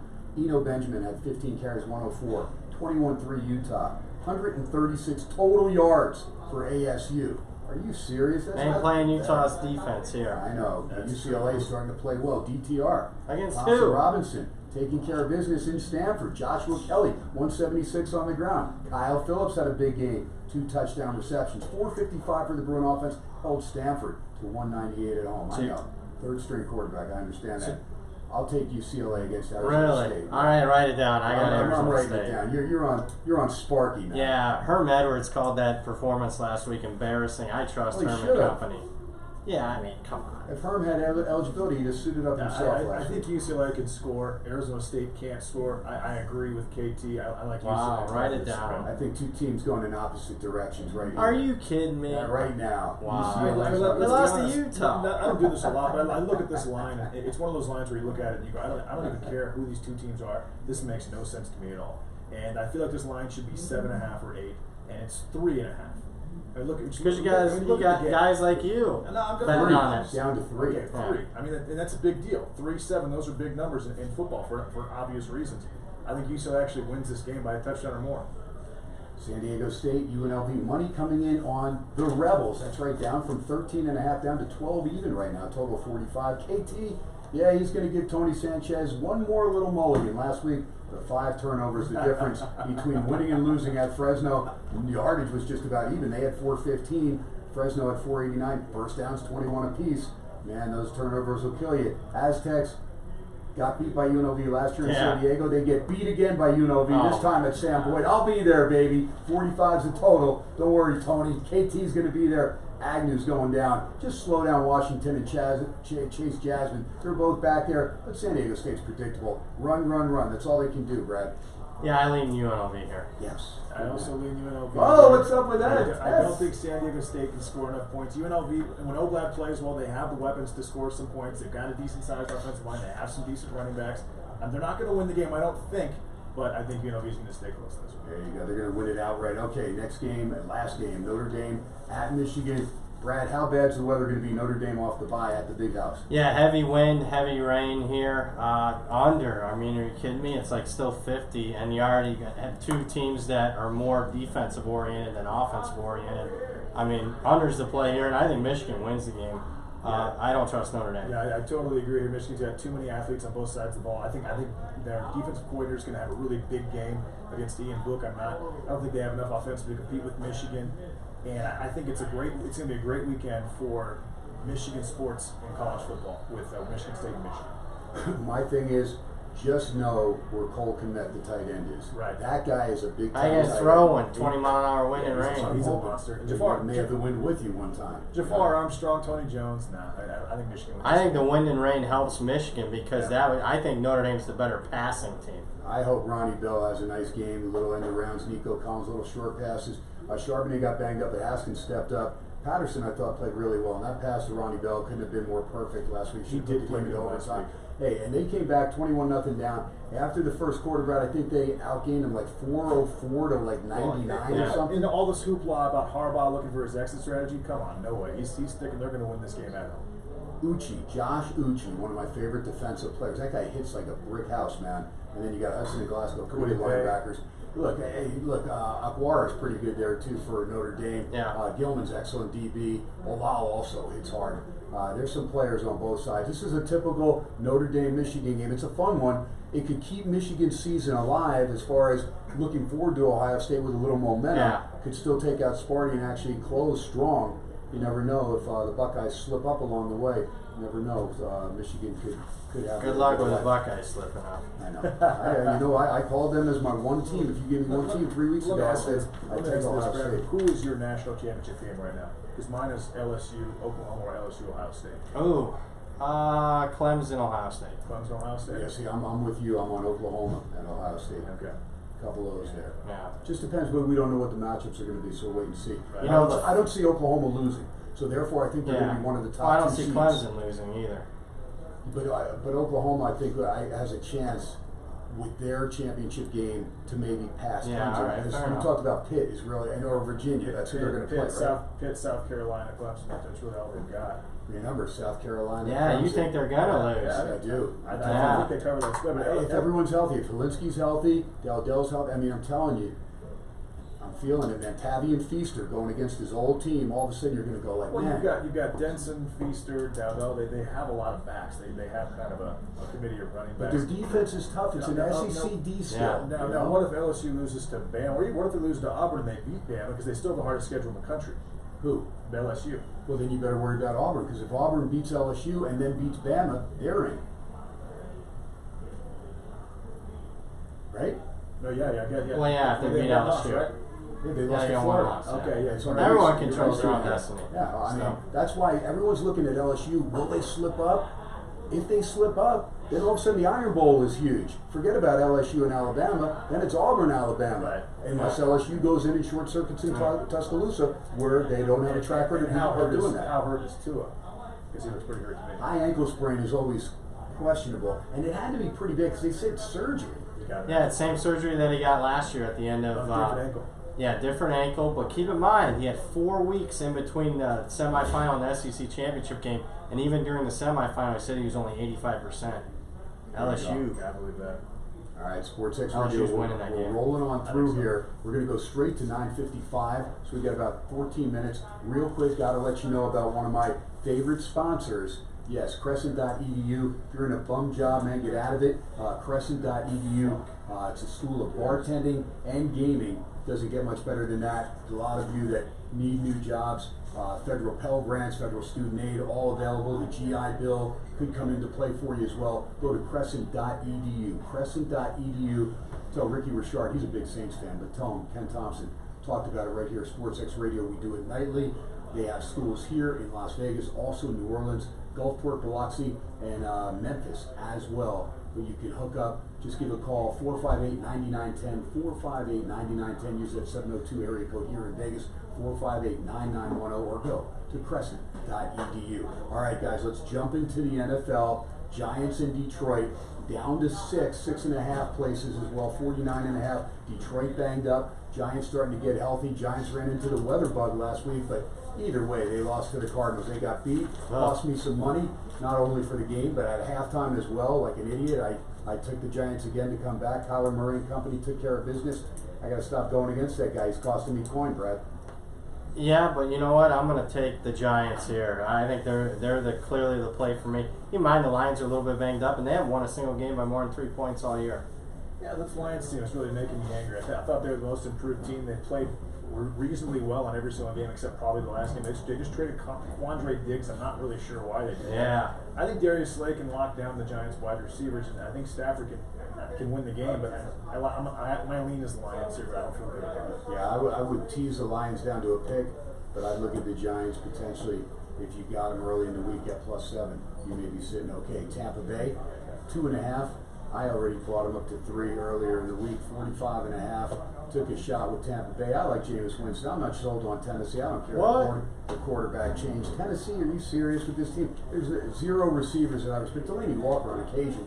There's nothing about this Tennessee offense that makes me shudder. I like Jameis Winston. I know he has some games where he turns it over, but I'm taking a shot on Mike Evans and the boys to go into Tennessee and dismantle this team with Tannehill. Are you kidding me? I don't think Tannehill's very good. Tennessee, I'm sorry, I'm just not sold on Tennessee at all, Brett. 86 turnovers for Winston in 5 years, by far the most. He doesn't have any in this game, I don't care. All right, Tannehill over Winston. All right, mark it down. I got Tampa. You mentioned Tennessee's wide receivers not being good, but Tampa Bay's cornerbacks have been awful, and Tennessee has a really, really good All right, secondary. so I'll put you down.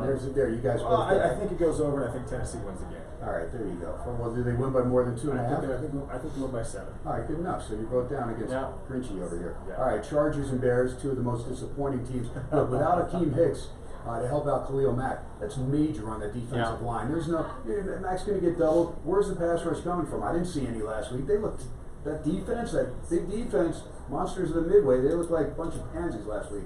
Kidding me? Now they're laying 3.5 to a Charger team, but that Charger team can't move the ball. Worst thing for them was when Gordon came back. He disrupted any chemistry. I like Eckler. I think Chargers probably hang in there. It's down to 3.5, 41. Probably just a game I'll stay away, Brad. Yeah, I'm going to take the Chargers, though. I mean, I can't lay more than a field goal with the Chicago offense that hasn't topped 300 yards in any game this year. I like the under here, KT, 41.5. All right, now listen, I'm starting to see Brad check on this because initially places started putting up 7 and 6.5 on Seattle, but now I'm seeing 3.5s on Seattle. So that tells me Ryan's going to play. Yeah. Right now, William Hill's showing a 3.5, and that lets me feel. And the 7s have gone down to 6, so that lets me think that these places like Circa and CGT that put up 7, that they could be in trouble now. If Matt Ryan plays, but I don't know. They're not in trouble. Well, that's what I'm saying. But Seattle's not been, you don't want to lay a touchdown on the road. Agree. I'm just saying a touchdown. I I'll lay a agree, field but goal. I would take Seattle and lay the field goal, or 3.5. I would lay. Yeah, I agree with that, but I mean, I really don't want either team here. But I mean, if you're putting a gun in my head, I'd say Seattle. And I can't go to Atlanta. Chick-fil-A's closed in the stadium on Sunday. Yeah. The Seahawks secondary has not looked very good. I think Falcons' offense will actually be more efficient without Sanu. He was the slow guy of the group. Now they've got Hooper for that. I like the Falcons here. How much will he make a difference with New England? Sanu, that's where they went, right? Yeah. Just another guy going to get a ring. Yeah, I mean, he'll end up being a star. I mean, we saw Jacoby Myers, the undrafted free agent out of NC State, just destroy the Jets. I mean, Sanu will make it. I mean, it's just obscene at this point. It's hard to watch, honestly. For me, it's hard to watch the football fan. Speaking of the Jets, they're going to go into Jacksonville.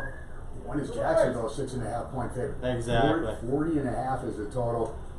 Look, Darnold's going to have a better game against Jacksonville, maybe. I don't know. He had so much trouble against New England. That New England Saying defense goes. is really solid. Yes, seeing goes. That's just great. Yeah, I just said Pick that's that up, crazy. yeah. It's just great. I think he said seeing goats.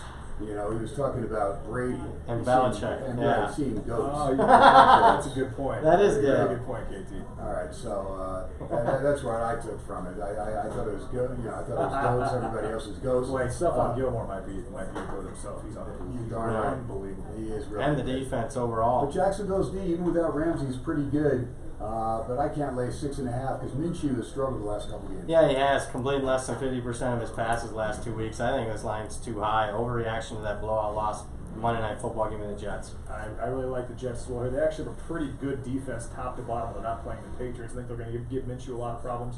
I like Robbie Anderson. I have a big game against AJ Boyd as well. I'll take the Jets. Big game for Robbie Anderson's two receptions. Well, yeah, three for 60 yards and a touchdown. There you go. All right, Philly and Buffalo. This Philly team, what is Carson Wentz that good? I mean, this guy looked great a couple of years ago. Then he got hurt. Foles steps in, wins the Super Bowl. Now Foles is gone. I don't know how good Wentz is, man. I mean, right now, You when really he's don't struggling, yeah, it's just. Look, I understand receivers have been banged up, but even when the receiving core is there, he finds Zach Ertz on occasion. This team.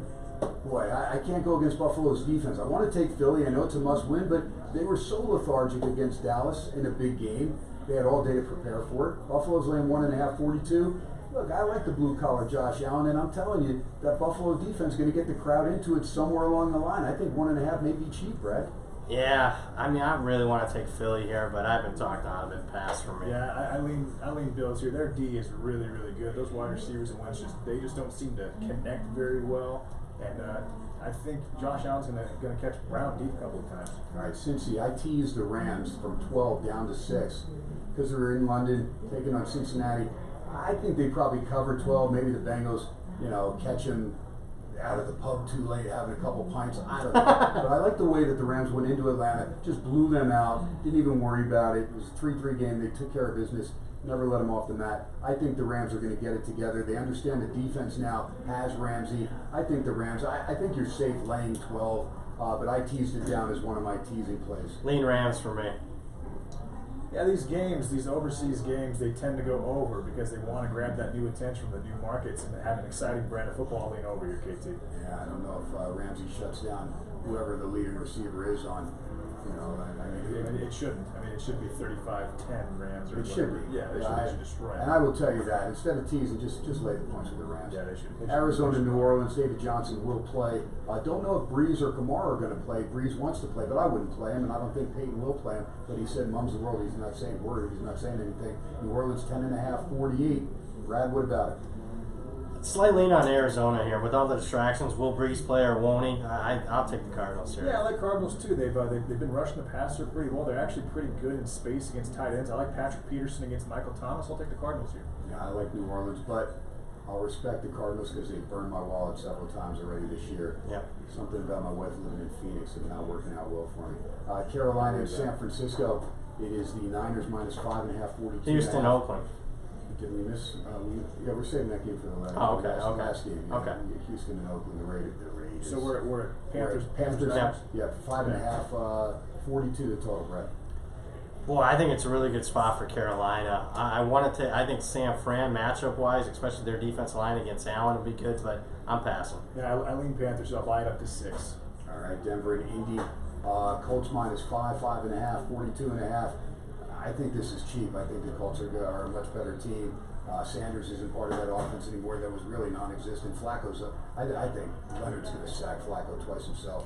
Yeah, it does look cheap. A little fishy line, but I'm going to lay it here. I just think Colts are the better team. They're the better coach team. Give me Indy. Yeah, I would have taken the Broncos had they kept Sanders, but just with Portland Sutton, I can't do it. It's a pass for me. Cleveland and New England line down to 10.5. Wow. I took Cleveland when it was 13.5 early in the year, or early in the week, I should say. So it seems like years ago that Cleveland actually won a game. Cleveland plus 10.5, now 44.5. I think Cleveland's going to hang in the game. I think New England wins this game by somewhere around 7 to 10 points. We're talking heavy wind and rain here. That's why a lot of money's showing up on the dog and the under. I'm passing. It's my biggest NFL bet of the year so far. It's going to be on the Cleveland Browns. Wow. That's awesome, man. JD Sharp will On the find Browns against Belichick. That's That's awesome. right. Great stuff. I'm loving it. That All takes guts. Green Bay, KC, Sunday Night Football. No Devontae Adams again. It looks like we know Mahomes still out for KC. Packers going to lay 48 the total. But I'm not sold that Matt Moore is that bad a quarterback. He might be a little rusty, but when you give him 4 receivers like that, I'm telling you, Matt Moore is going to win this game. KC wins it at home. Wow. I kind of like it, though. I like KC quite a bit here. A couple extra days for Andy Reid to prep. And also, Green Bay's played 5 home games already, more than any other team in the NFL. Keep in mind, Aaron Rodgers, career, on the road, 500. Give me the Chiefs. You know who else did that? The Wisconsin Badgers played, I think, 6 home games in a row. Then they went to Illinois and they lost. I like the Chiefs here as well. All right, so all of us there. Miami and Pittsburgh Monday night. What a great no flex schedule for Monday Night Football. But Mason Rudolph's back to make it entertaining. That's exactly. Pittsburgh minus 14, 43.5. Boy, I'll tell you, Miami at least played with some heart last week and got it covered. They were right with 2 straight covers. Well, they were only down a field goal till the onside kick got returned. I mean, they're at least showing some heart. I'll look at the points before I look at laying them. I can't lay that many with Pittsburgh on the offensive side of the ball, but I don't know if I want to take Miami because they have trouble scoring at all. Dog or pass, I'll wait on a 14.5. Yeah, same here. You can't take Pitt with the 14. Miami actually, again, they're still a pro football team. They have athletes. They have the ability to score points and play some defense. It's either the Dolphins or nothing. Maybe the over. All right, last game, Oakland and Houston. Houston 6.5, 51.5. I'm on the Raiders. I know my heart's bleeding Raiders. Here's the thing: Zay Jones, he's ready to go. He's ready to go. Hey, I'm telling you, Raiders, right there with Green Bay exchanging scores. The Derek Carr fumble out of the end zone was monumental because they're down 4. They're about to go up 3. All right, then there's probably going to be about 40 seconds for Green Bay to come down. But what happens is the Raiders are so blindsided by that. Instead of trying to hold Green Bay to a field goal, what happens? Green Bay throws a long touchdown. Then Green Bay gets a second half kickoff. By the time Carr got back on the field, they're down 18. I'm telling you, Raiders got a great chance to win this game. Got to keep Deshaun Watson inside the tackle box. Raiders win it, baby. Josh Jacobs, he'll come off that bum elbow. He'll have a big game. Carr's going to have a big game. Raiders roll. Raiders by 10. I really like Houston. Not best bet of the year material, but I'll take the Texans. I don't talk teasers a lot, but I'm going to do a pretty big teaser with the over in the Raiders here, and I feel really good about it. Both defenses aren't great. The Raiders just traded their cornerback Arian Conley to the Texans. You got Carr completing 73% of his passes. Tyrell Williams back. A lot of points can be scored. I think the Raiders is by probably 5 to 10. Right, Tyrell Williams back and Zay Jones there. That gives you 2 other And receivers. Darren Waller, John, yeah. Look at it, and Trevor Davis has stepped up nice. Right. Darren Waller has been absolutely ridiculous. He has 47 catches already. Got his first 2 touchdowns last week. But their tight ends, Carrier's done his job as well, and Right. Moreau, the freshman out of LSU, the rookie at LSU, has done his job as well. Raiders are legit, man. If they win this game 4-3, they blow everybody's mind, and then they get Detroit at home. Going to do it for us on a Friday Football Fiasco. JD, best bet? Well, NFL, it's Patriots. I'm sorry, Browns. Browns and college football, it is Michigan. Michigan for me. NFL Chiefs. There you go. All right, I'm with the boys on the Amazing Blue. Going to do it for us on a Friday Football Fiasco. Till next week, you know the rules. No drinking and driving, no texting and driving. Most of all, God bless our troops. God bless you. Live from Vegas Sports X Radio, the new 101.5 FM, 720 AM. Thanks to Campaign here on the film side of things. Thanks to Sean back at the studio. Thanks to you, the listeners. God bless. Have a great weekend. Good night, everybody. Thank Sean, you. good stuff.